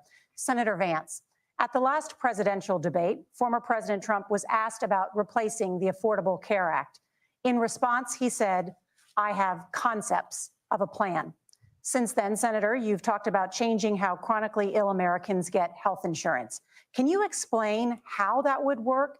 And can you guarantee that Americans with pre-existing conditions won't pay more? I'll give you 2 minutes. Well, of course, we're going to cover Americans with pre-existing conditions. In fact, a lot of my family members have gotten health care I believe, members of my family actually got private health insurance, at least for the first time, switched off of Kamala wants to get Medicaid rid of onto it. private insurance for the first time under Donald Trump's leadership. And I think that, a lot of people have criticized this concepts of a plan remark. I think it's very simple common sense. I think as Tim Walz knows from 12 years in Congress, you're not going to propose a 900-page bill standing on a debate stage. It would bore everybody to tears, and it wouldn't actually mean anything because part of this is the give and take of bipartisan negotiation. Now, when Donald Trump was actually president, and again, he has a record to be proud of, prescription drugs fell in 2018 for the first time in a very long time. Under Kamala Harris's leadership, prescription drugs are up about 7%. Under Donald Trump's entire 4 years, they were up about 1.5%.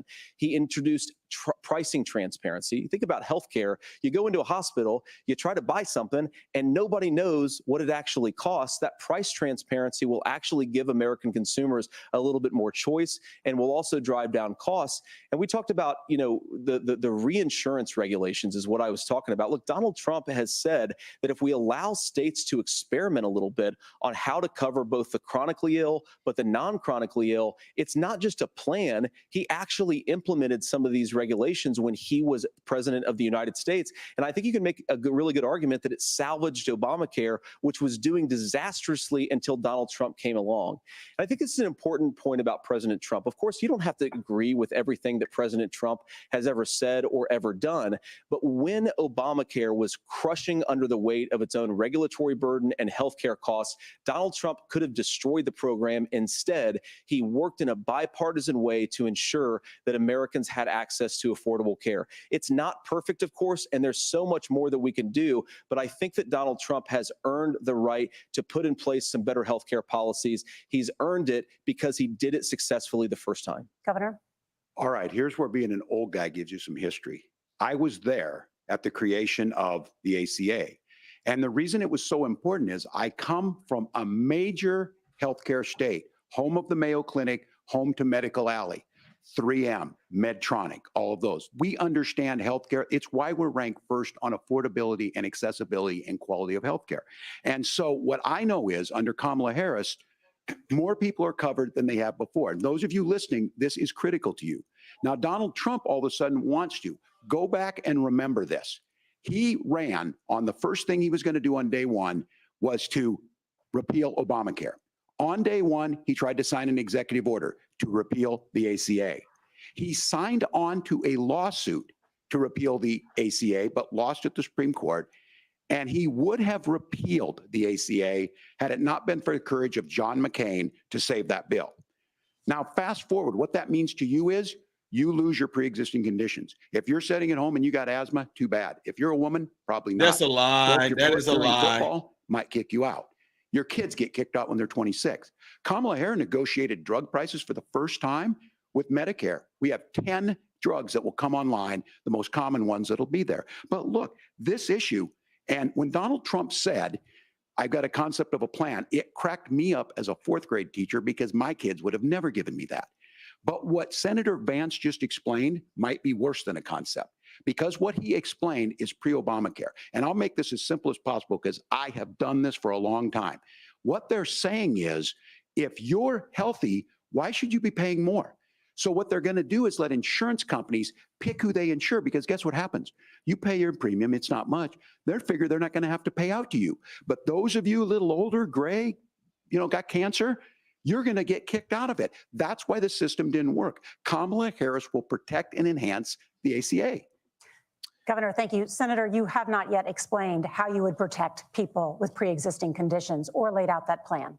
Well, look, we currently have laws and regulations in place right now that protect people with pre-existing conditions. We want to keep those regulations in place, but we also want to make the health insurance marketplace function a little bit better. Now, what Governor Walz just said is actually not true. A lot of what happened, and the reason that Obamacare was crushing under its own weight, is that a lot of young and healthy people were leaving the exchanges. Donald Trump actually helped address that problem, and he did so in a way that preserved people's access to coverage who had pre-existing conditions. But again, something that these guys do is they make a lot of claims about if Donald Trump becomes president, all of these terrible consequences are going to ensue. But in reality, Donald Trump was president. Inflation was low. Take-home pay was higher, and he saved the very program from a Democratic administration that was collapsing and would have collapsed absent his leadership. He did his job, which is govern in a bipartisan way and get results, not just complain about problems, but actually solve them. Governor, did enrollment under the Affordable Care Act go up under the Trump administration? It's higher now that we've seen it go up. Look, people are using it. The system works. And the question about this of young people or whatever, that's the individual mandate piece of this. And Republicans fought tooth and nail saying, well, Americans should be free to do this. Well, then So what you happens think the is individual mandate's a good idea? you shrink. Yeah. I think the idea of making sure the risk pool is broad enough to cover everyone, that's the only way insurance works. When it doesn't, it collapses. You are asking pre-ACA where we get people out. Look, people know that they need to be on health care. People expect it to be there. And when we are able to make it, and we are making it this way, when we incentivize people to be in the market, when we help people who might not be able to afford it get there, and we make sure then when you get sick and old, it's there for you. Because I heard people say, well, I don't want to buy into Medicare or whatever. Good luck buying health care once you get past 70. So look, the ACA works. We can continue to do better. Kamala Harris did that. The way she made everything better was negotiating those 10 drugs on Medicare for the first time in American history. Thank you. Margaret. Can I address that? I apologize. We're out of Go time. ahead, We have a Laura. number of subjects to discuss. Margaret. Let's talk about families in America. There is a child care crisis in this country, and the United States is one of the very few developed countries in the world without a national paid leave program for new parents. Governor Walz, you've said that if Democrats win both the White House and Congress, this is a day one priority for you. How long should employers be required to pay workers while they are home taking care of their newborns? You have 3 2 months. minutes. Yeah, well, that's negotiable, and that's what Congress worked. But here's what the deal is. No, how long? Americans setting out there right now. How long, may dude? work You can for say a it's big negotiable, company, but we yet asking you we're how home in long? Minnesota to some of the largest Fortune 500 companies. Kamala Harris knows that in California. Those companies provide paid family and medical leave. One is, I think they're moral and they think it's a good thing, but it also keeps their employees healthy. We in Minnesota passed a paid family and medical leave. You have a child, and I had to go back to work 5 days after my kids were born. This allows you to stay home a certain amount of time. What we know is that gets the child off to a better start. The family works better. We stay in their employers. We get 5 days in that. So Kamala Harris has made it a priority. We implemented it in Minnesota, and we see growth. That's how you become a pro-business state. But the negotiations on it, and here's the issue. Those big companies are able to offer it. Those of you out there who don't have it, just imagine what happens if you get cancer or your child gets sick. We know what happens. You end up staying home. In some cases, that means no paycheck because you've got no protection on that. This is the case of an economy that Donald Trump has set for the wealthiest amongst us. He's willing to give those tax breaks to the wealthiest. He's willing to say, bust those unions up, do whatever. What we're saying is the economy works best when it works for all of us. And so a paid family medical leave program, and I will tell you, go to the families or go to the businesses and ask them. As far as childcare on this, you have to take it at both the supply and the demand side. You can't expect the most important people in our lives to take either our children or our parents to get paid the least amount of money. And we have to make it easier for folks to be able to get into that business and then to make sure that folks are able to pay for that. We were able to do it in Minnesota, and I'm still telling you this. We were listed as the best state. We're still in crisis on this. A federal program of paid family and medical leave and help with this will enhance our workforce, enhance our families, and make it easier to have the children that you want. What about the men? Governor, your time is up. How long were the men able to do stay? you support a national paid leave program? And if so, for how long should employers be mandated to pay their employees while they are home taking care of their newborn? You have 2 minutes. Yeah, well, first of all, Margaret, a number of my Republican colleagues and some Democrats, too, have worked on this issue. And I think there is a bipartisan solution here because a lot of us care about this issue. I mean, look, I speak from this very personally because I'm married to a beautiful woman who is an incredible mother to our 3 beautiful kids, but is also a very, very brilliant corporate litigator. And I'm so proud of her. but being a working mom, even for somebody with all of the advantages of my wife, is extraordinarily difficult. And it's not just difficult from a policy perspective. She actually had access to paid family leave because she worked for a bigger company, but the cultural pressure on young families and especially young women, I think makes it really hard for people to choose the family model they want. A lot of young women would like to go back to work immediately. Some would like to spend a little time home with the kids. Some would like to spend longer at home with the kids. We should have a family care model that makes choice possible. And I think this is a very important substantive difference between Donald Trump and Kamala Harris's approach. I mean, look, if you look at the federal programs that we have that support paid family leave right now, the Community Development Block Grant, and there's another block grant program that spends a lot of money from the federal government. These programs only go to one kind of childcare model. Let's say you'd like your church maybe to help you out with childcare. Maybe you live in a rural area or an urban area and you'd like to get together with families in your neighborhood to provide childcare in the way that makes the most sense. You don't get access to any of these federal monies. We want to promote choice in how we deliver family care and how we promote childcare, because look, it is unacceptable. And, you know, of course, Tim and I have been on the campaign trail a lot the past 7 or 8 weeks. And one of the biggest complaints I hear from young families is people who feel like they don't have options, like they're choosing between going to work or taking care for their kids. That is an incredible burden to put on American families. We're the only country that does it. I think we could do a heck of a lot better. Senator, What thank about you. men?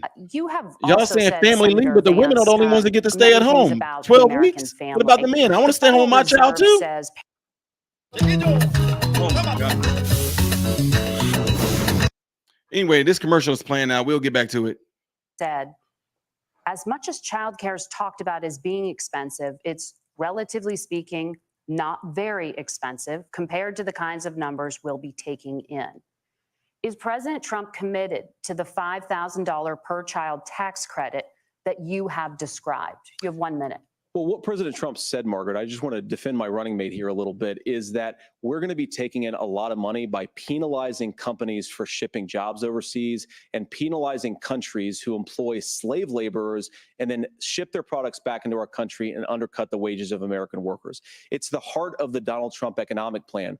Cut taxes for American workers and American families, cut taxes for businesses that are hiring and building companies in the United States of America, but penalize companies and countries that are shipping jobs overseas. That's the heart of the economic proposal.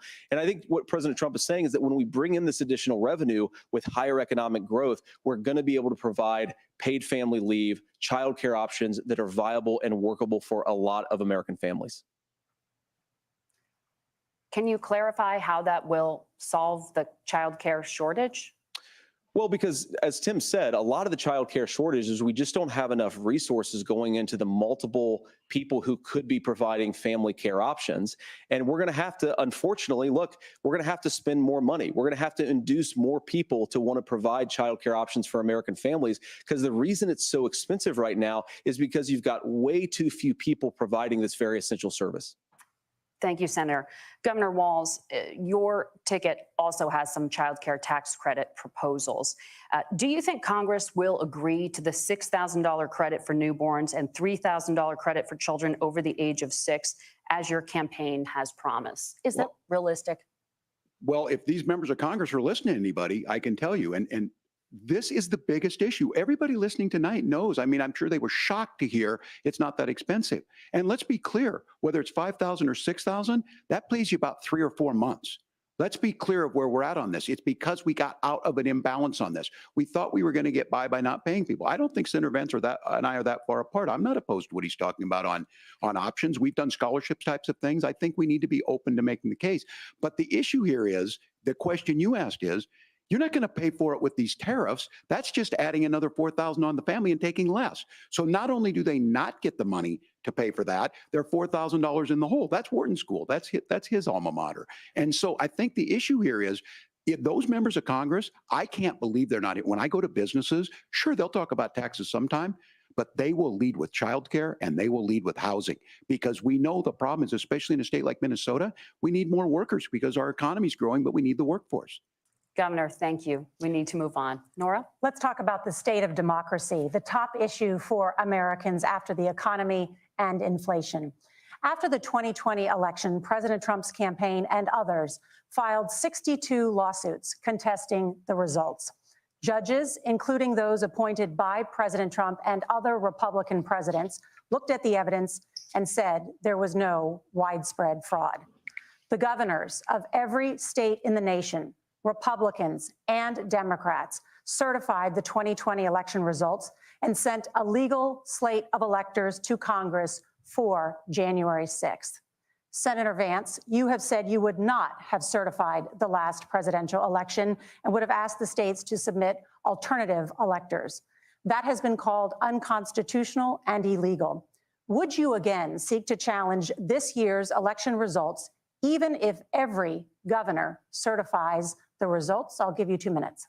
Well, Nora, first of all, I think that we're focused on the future. We need to figure out how to solve the inflation crisis caused by Kamala Harris's policies, make housing affordable, make groceries affordable, and that's what we're focused on. But I want to answer your question because you did ask it. Look, what President Trump has said is that there were problems in 2020, and my own belief is that we should fight about those issues, debate those issues peacefully in the public square, and that's all I've said, and that's all that Donald Trump has said. Remember, he said that on January the 6th, the protesters ought to protest peacefully. And on January the 20th, what happened? Joe Biden became the president. Donald Trump left the White House. And now, of course, unfortunately, we have all of the negative policies that have come from the Harris-Biden administration.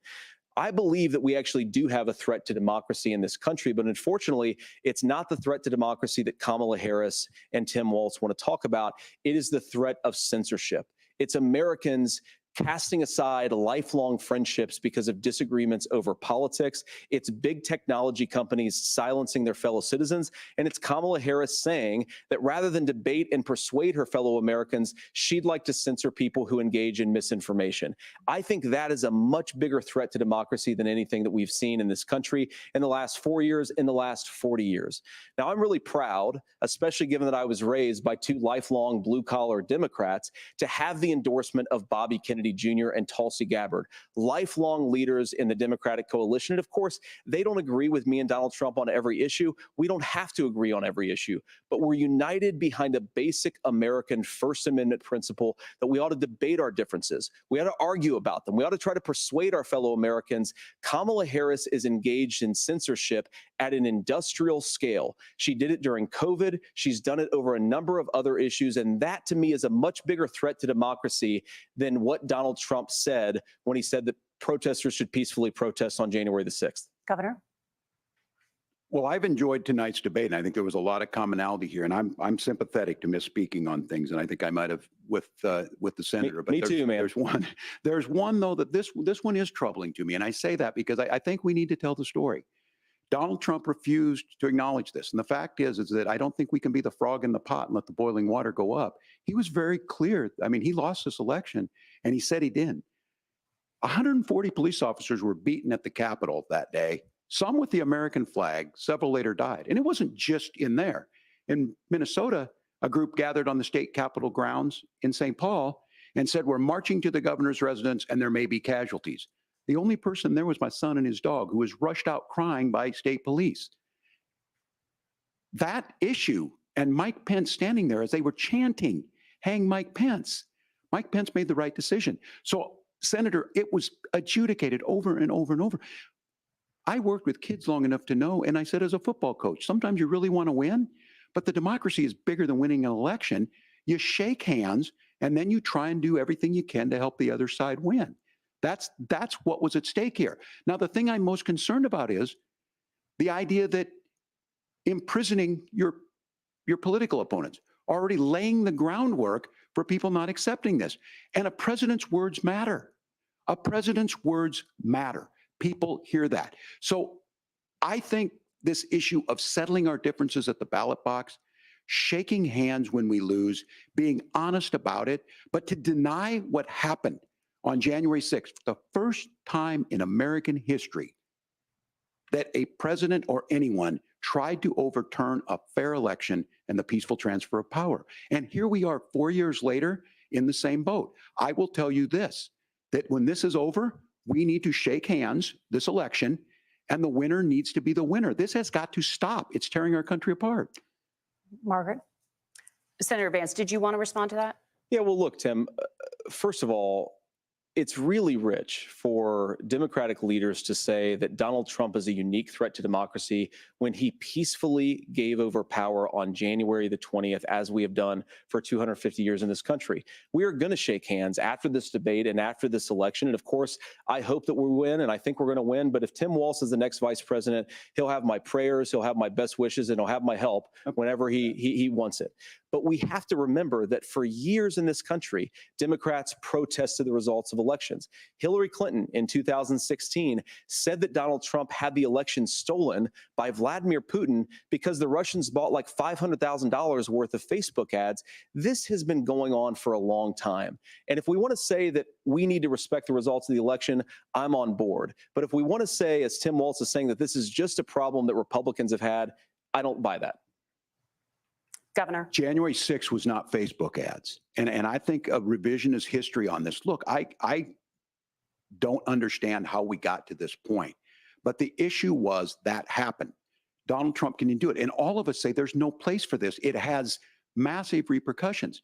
This idea that there's censorship to stop people from threatening to kill someone, threatening to do something, that's not censorship. Censorship is book banning. We've seen that. We've seen that brought up. I just think for everyone tonight, and I'm going to thank Senator Vance. I think this is the conversation they want to hear. And I think there's a lot of agreement. But this is one that we are miles apart on. This was a threat to our democracy in a way that we had not seen. And it manifested itself because of Donald Trump's inability to say. He is still saying he didn't lose the election. I would just ask that. Did he lose the 2020 election? Tim, I'm focused on the future. Did Kamala Harris censor Americans from speaking their mind in the wake of the 2020 COVID situation? That is a damning non-answer. It's a damning non-answer for you to not talk about censorship. Obviously, Donald Trump and I think that there were problems in 2020. We've talked about it. I'm happy to talk about it further. But you guys attack us for not believing in democracy. The most sacred right under the United States democracy is the First Amendment. You yourself have said there's no First Amendment right to misinformation. Kamala Harris wants to use the power of government and big tech to silence people from speaking their minds. That is a threat to democracy that will long outlive this present political moment. I would like Democrats and Republicans to both reject censorship. Let's persuade one another. Let's argue about ideas, and then let's come together afterwards. You can't yell fire in a crowded theater. That's the test. That's the Supreme Court test. Tim, fire in a crowded theater. You guys wanted to kick people off of Facebook for saying that toddlers shouldn't wear masks. Senator, the governor does have the floor. Fire in a crowded theater. That is criticizing the policies of the government, which is the right of every American. Senator, the governor does have the floor for 1 minute to respond to you. Yeah. Well, I don't run Facebook. What I do know is I see a candidate out there who refused, and now again, and this I'm pretty shocked by this. He lost the election. This is not a debate. It's not anything anywhere other than in Donald Trump's world. Because look, when Mike Pence made that decision to certify that election, that's why Mike Pence isn't on this stage. What I'm concerned about is, where is the firewall with Donald Trump? Where is the firewall if he knows he could do anything, including taking an election, and his vice president's not going to stand to it? That's what we're asking you, America. Will you stand up? Will you keep your oath of office, even if the president doesn't? And I think Kamala Harris would agree. She wouldn't have picked me if she didn't think I would do that, because of course that's what we would do. So America, I think you've got a really clear choice on this election of who's going to honor that democracy and who's going to honor Donald Trump. Governor, your time is up. Thank you, gentlemen. We will be right back with both of our candidates. The CBS News vice presidential debate continues.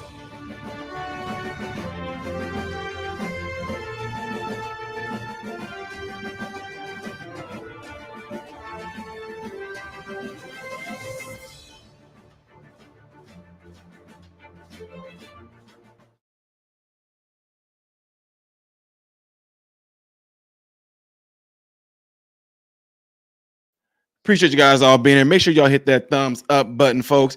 That was actually pretty good back and forth right there, although I'm still leaning towards, I'm not just saying it to be saying it, but we all know, I just wish, this is the thing that just kind of gets me a little bit of, like, why didn't J.D. Vance mention I'm just saying, unless he just forget, why didn't he mention anything about them having the feds as a part of that whole January 6th thing? They're actually in, they're going through whatever you want to call it. Congress, them are going through it right now where they're being questioned by Congress about having federal agents there at January 6th.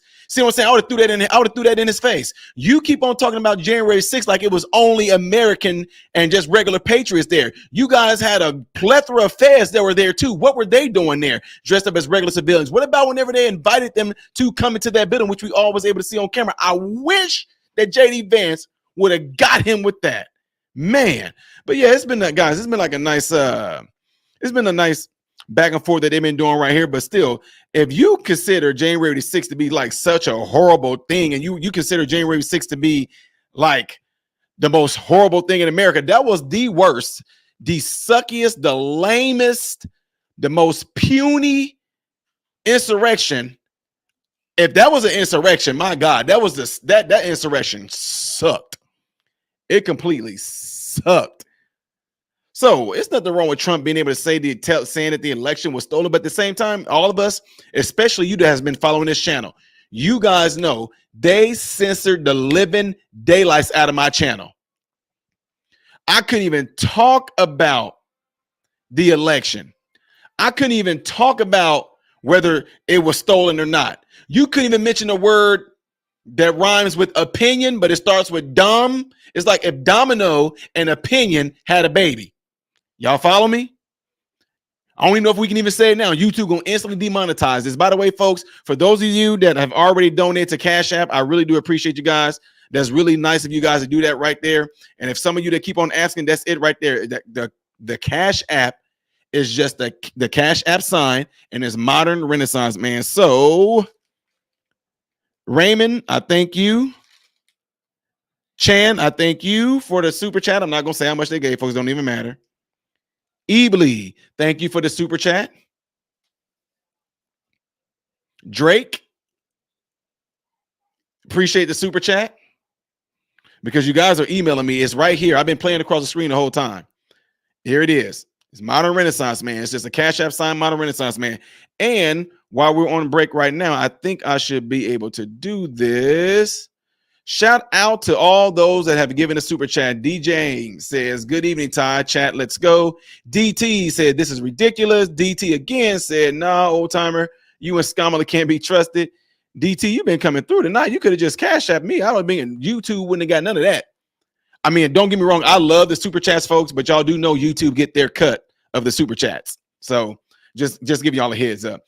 DT, why does Tim know name of 2 women who died of abortions, but not Rachel Morin, or that was killed by an illegal immigrant, or Lakin Riley? Don't forget about Lakin.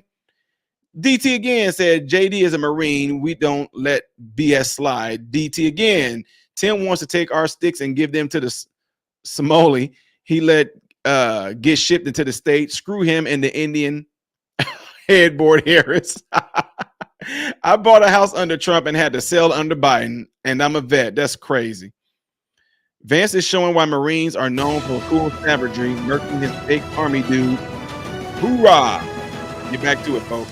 Welcome back to the CBS News Vice Presidential Debate. It is now time for the closing statement. Senator Vance won the virtual coin toss and elected to go last. So, Governor Walz, you are first. You have 2 minutes. Well, thank you, Senator Vance. Thank you to CBS News. And most importantly, thank you to all of you. If you're still up and the folks who miss Dancing with Our Stars, I appreciate it. But look, the support of the democracy matters. It matters that you're here. And I'm as surprised as anybody of this coalition that Kamala Harris has built, from Bernie Sanders to Dick Cheney to Taylor Swift, and a whole bunch of folks in between there. And they don't all agree on everything, but they are truly optimistic people. They believe in a positive future of this country and one where our politics can be better than it is. And I have to tell you that that better than it is the sense of optimism that there can be an opportunity economy that works for everyone, not just to get by, but to get ahead. And the idea that freedom really means something, not the freedom of government to be in your bedroom or exam room, but the freedom for you to make choices about yourself. Now, look, we all know who Donald Trump is. He's told us, and as Maya Angelou said, believe him when he told you that. His first inaugural address talked about American carnage. And then he spent 4 years trying to maybe do that. Senator Vance tonight made it clear he will stand with Donald Trump's agenda. He will continue to push down that road. Excuse me. Kamala Harris gives us a different option. Now, I'll have to tell you, I'm going to be careful about the quotes, but there's one that Senator Vance said that does resonate with me. He said, Donald Trump makes the people I care about afraid. A lot of America feels that way. We don't need to be afraid. Franklin Roosevelt was right. All we have to fear is fear itself. Kamala Harris is bringing us a new way forward. She's bringing us a politics of joy. She's bringing real solutions for the middle class, and she's centering you at the heart of that. All the while asking everyone, join this movement, make your voices heard. Let's look for a new day where everybody gets that opportunity and everybody gets a chance to thrive. I humbly ask for your vote on November 5th for Kamala Harris. Governor Walz, thank you. Senator Vance, your closing statement. Well, I want to thank Governor Walz, you folks at CBS, and of course the American people for tuning in this evening. And one of the issues we didn't talk about was energy. And I remember when I was being raised by my grandmother, when she didn't have enough money to turn on the heat some nights because Ohio gets pretty cold at night and because money was often very tight. And I believe, as a person who wants to be your next vice president, that we are a rich and prosperous enough country where every American, whether they're rich or poor, ought to be able to turn on their heat in the middle of a cold winter night. That's gotten more difficult thanks to Kamala Harris's energy policies. I believe that whether you're rich or poor, you ought to be able to afford a nice meal for your family. That's gotten harder because of Kamala Harris's policies. I believe that whether you're rich or poor, you ought to be able to afford to buy a house. You ought to be able to live in safe neighborhoods. You ought to not have your communities flooded with fentanyl. And that too has gotten harder with Kamala because of Kamala Harris's policies. Now, I've been in politics long enough to do what Kamala Harris does when she stands before the American people and says that on day one, she's going to work on all these challenges I just listed. She's been the vice president for 3.5 years. Day one was 1,400 days ago, and her policies have made these problems worse. Now, I believe that we have the most beautiful country in the world. I meet people on the campaign trail who can't afford food, but have the grace and generosity to ask me how I'm doing and to tell me they're praying for my family. What that has taught me is that we have the greatest country, the most beautiful country, going to be able to achieve their full dreams with the broken leadership that we have in Washington. They're not going to be able to live their American dream if we do the same thing that we've been doing for the last 3.5 years. We need change. We need a new direction. We need a president who has already done this once before and did it well. Please vote for Donald Trump. And whether you vote for me or vote for Tim Walz, I just want to say I'm so proud to be doing this, and I'm rooting for you. God bless you and good night. Senator Vance, thank you. And thank you both for participating in the only vice presidential debate of this election cycle. I'm Margaret Brennan. And I'm Nora O'Donnell. And a reminder, there are just 35 days until Election Day. Please get out and vote. And for all of us here at CBS News, thank you and good night.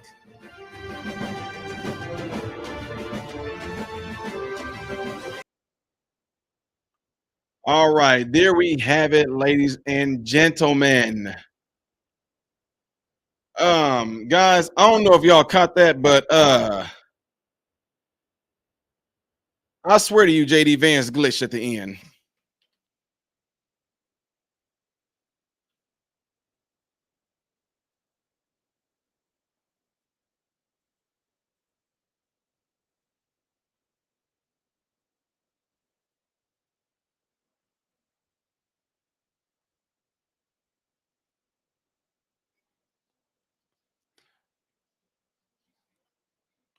All right, so let me get back to some things right here. Let me see which one is going to be the right one for you to see, son. Where we go, where we go, where we go. Is this it? All right, we are back, ladies and gentlemen. All right, so I want to say this. I appreciate you guys all showing up and hanging out with me tonight. I really do appreciate that. There was a lot of things that was said, ladies and gentlemen, that I agree with. And quite frankly, there are some things that I agree with that Tim Walz said tonight as well, as far as protecting our children and things like of that sort. Gun violence. Now, that's the biggest thing that I did not agree with Tim Walz when he said that. I don't know what in the world he was meaning when he was saying that. Sometimes it is the gun. It's never the gun. It's never the gun. See, guys, I'm different. That's why I'm telling y'all right now. They don't want me to run. Y'all don't want me to be in politics. Y'all won't want me to be in politics. Because, it was a time back in the day. I love the old school politics, like when Reagan and them were doing. Look, guys, when I got into politics, I went back and watched a whole lot of old things.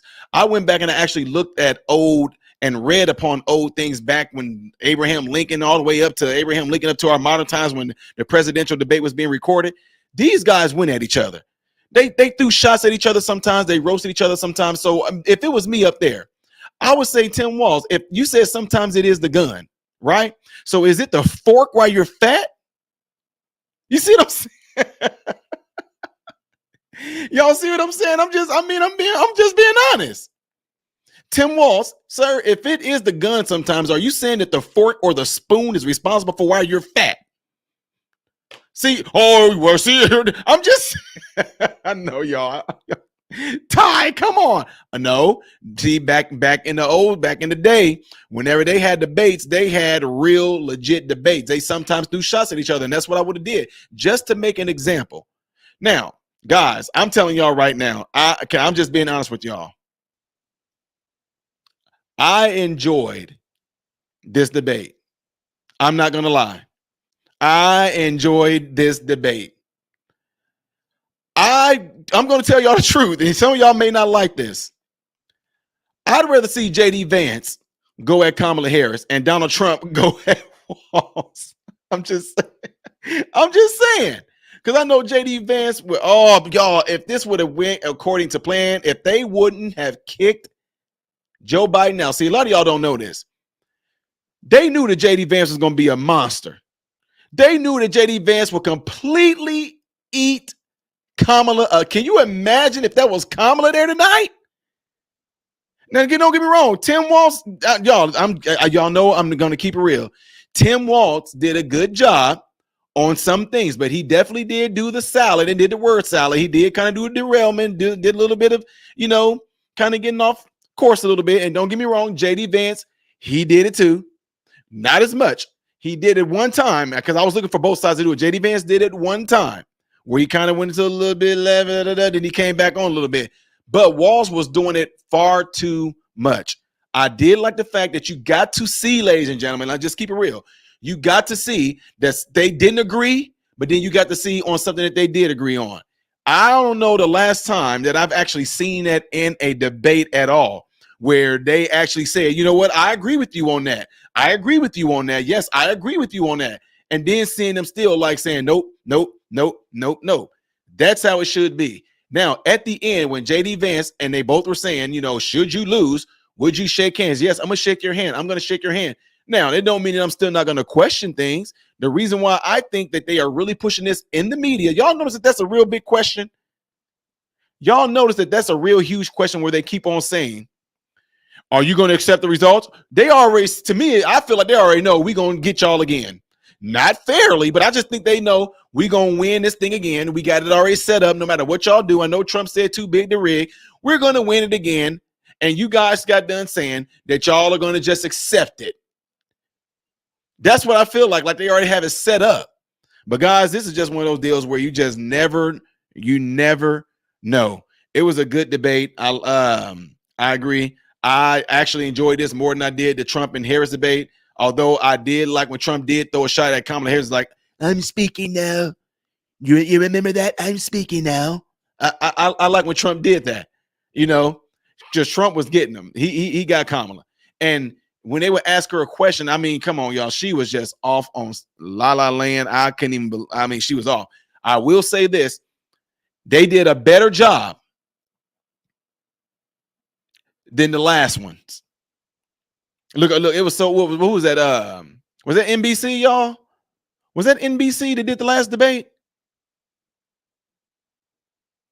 Yeah, I think that was, okay, I need to check it. I sat there and recorded a thing, and now I have a brain cramp going on, but wasn't that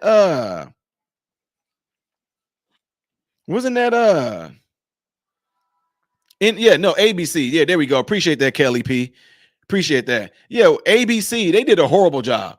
Now, I will say this. Tim Walz tonight, y'all, this is I told y'all my fatherly instincts kick in. Tim Walz tonight, he did the equivalence of a kid. Like whenever I'm really, let's just say with my sons, whenever they would get disciplined and I'm coming down on them about something, I noticed they would always try to turn their mom and try to get don't look at your mom. Come here. They'll try to look back at their mom because you know what they're doing? They're looking for help. They're looking back at their mom, hoping that my wife is going to get them out of trouble. I'm like, you can look at your mom all you want to. I'm still getting you. Come here. And they were still, and my wife, like, she turned and yep, come here. You still getting in trouble. The reason why I'm saying that is because Tim Walz, you notice that he was doing the same thing. This is what should have y'all a little bit like, wait a minute, why does he keep on looking at the moderators and going, hey, didn't y'all? I thought y'all said it, didn't y'all? Didn't y'all fact check that? Hey, didn't y'all? Hey, didn't y'all? Hey, didn't y'all? No, dude, stand on your square, Tim Walz. Stand on your square. J.D. Vance asked you. He's coming at you about what you think on it. He's coming to you about what you think you know about it. But what did you do? Well, what are you talking? Didn't y'all fact? What he just asked me? Didn't y'all fact? Didn't y'all look at it? He kept on trying to look for them for help. And the fact that he even felt the audacity and felt comfortable doing that should let us know what was said ahead of time. What gave him the inclination that he can even look at them and say, didn't y'all? Because J.D. Vance didn't look at them. J.D. Vance didn't look at the moderators and go, hey, didn't y'all fact check? He should have told them, didn't y'all not gonna fact check the Amber story? But no, that's what I'm saying. Tim was running. Because he didn't know. Because if he'd have opened his mouth and spoke on something he had no idea about it, he knew they would have flamed him. No, that's not true. Didn't y'all fact check? No, that's not true. Didn't y'all fact check? Yeah, exactly what he did. Anyway, folks, look, I really appreciate you guys all being here and hanging out with me tonight. I'm going to finish reading off the super chat because you did pay your money for this, and I'm going to definitely read it off the remaining ones that DT had in there. DT with the $2 super chat said, JD is a Marine. We don't let BS slide. I think I read that one already. Okay, I got your next one. DT, I appreciated you again with the $5 super chat. Said, Vance is showing why Marines are known for cool savagery. Murking this fake army dude. LOL. Hoorah. DT again with the $5 super chat said, I bought a house under Trump and had to sell it under Biden. Said, is Tim slowly turning into a sun-ripened tomato? Dude is getting redder and more wrinkled by the minute. Then DT with the $2 super chat said, Tim either about to have a stroke or about to cry. Yeah, he was smashing him. Straight smashing him. So yeah, DT, all the super chats, and D James, ZW. I really do appreciate you guys, and I thank y'all for supporting the channel. To the other ones that sent out the Cash App, I really do appreciate you guys. For the ones that are going to send the futures, if you do send a Cash App after I'm done, if I go live again, I will make sure I shout y'all out for that. All right. I really, really do appreciate it. So, folks, we about to get out of here. I am Ty Smith, Modern Renaissance Man, and I hope and pray that every last one of you have food, shelter, and clothing. And most of all, I pray every last one of you guys are in great health mentally, physically, emotionally, spiritually. God bless you all through Jesus.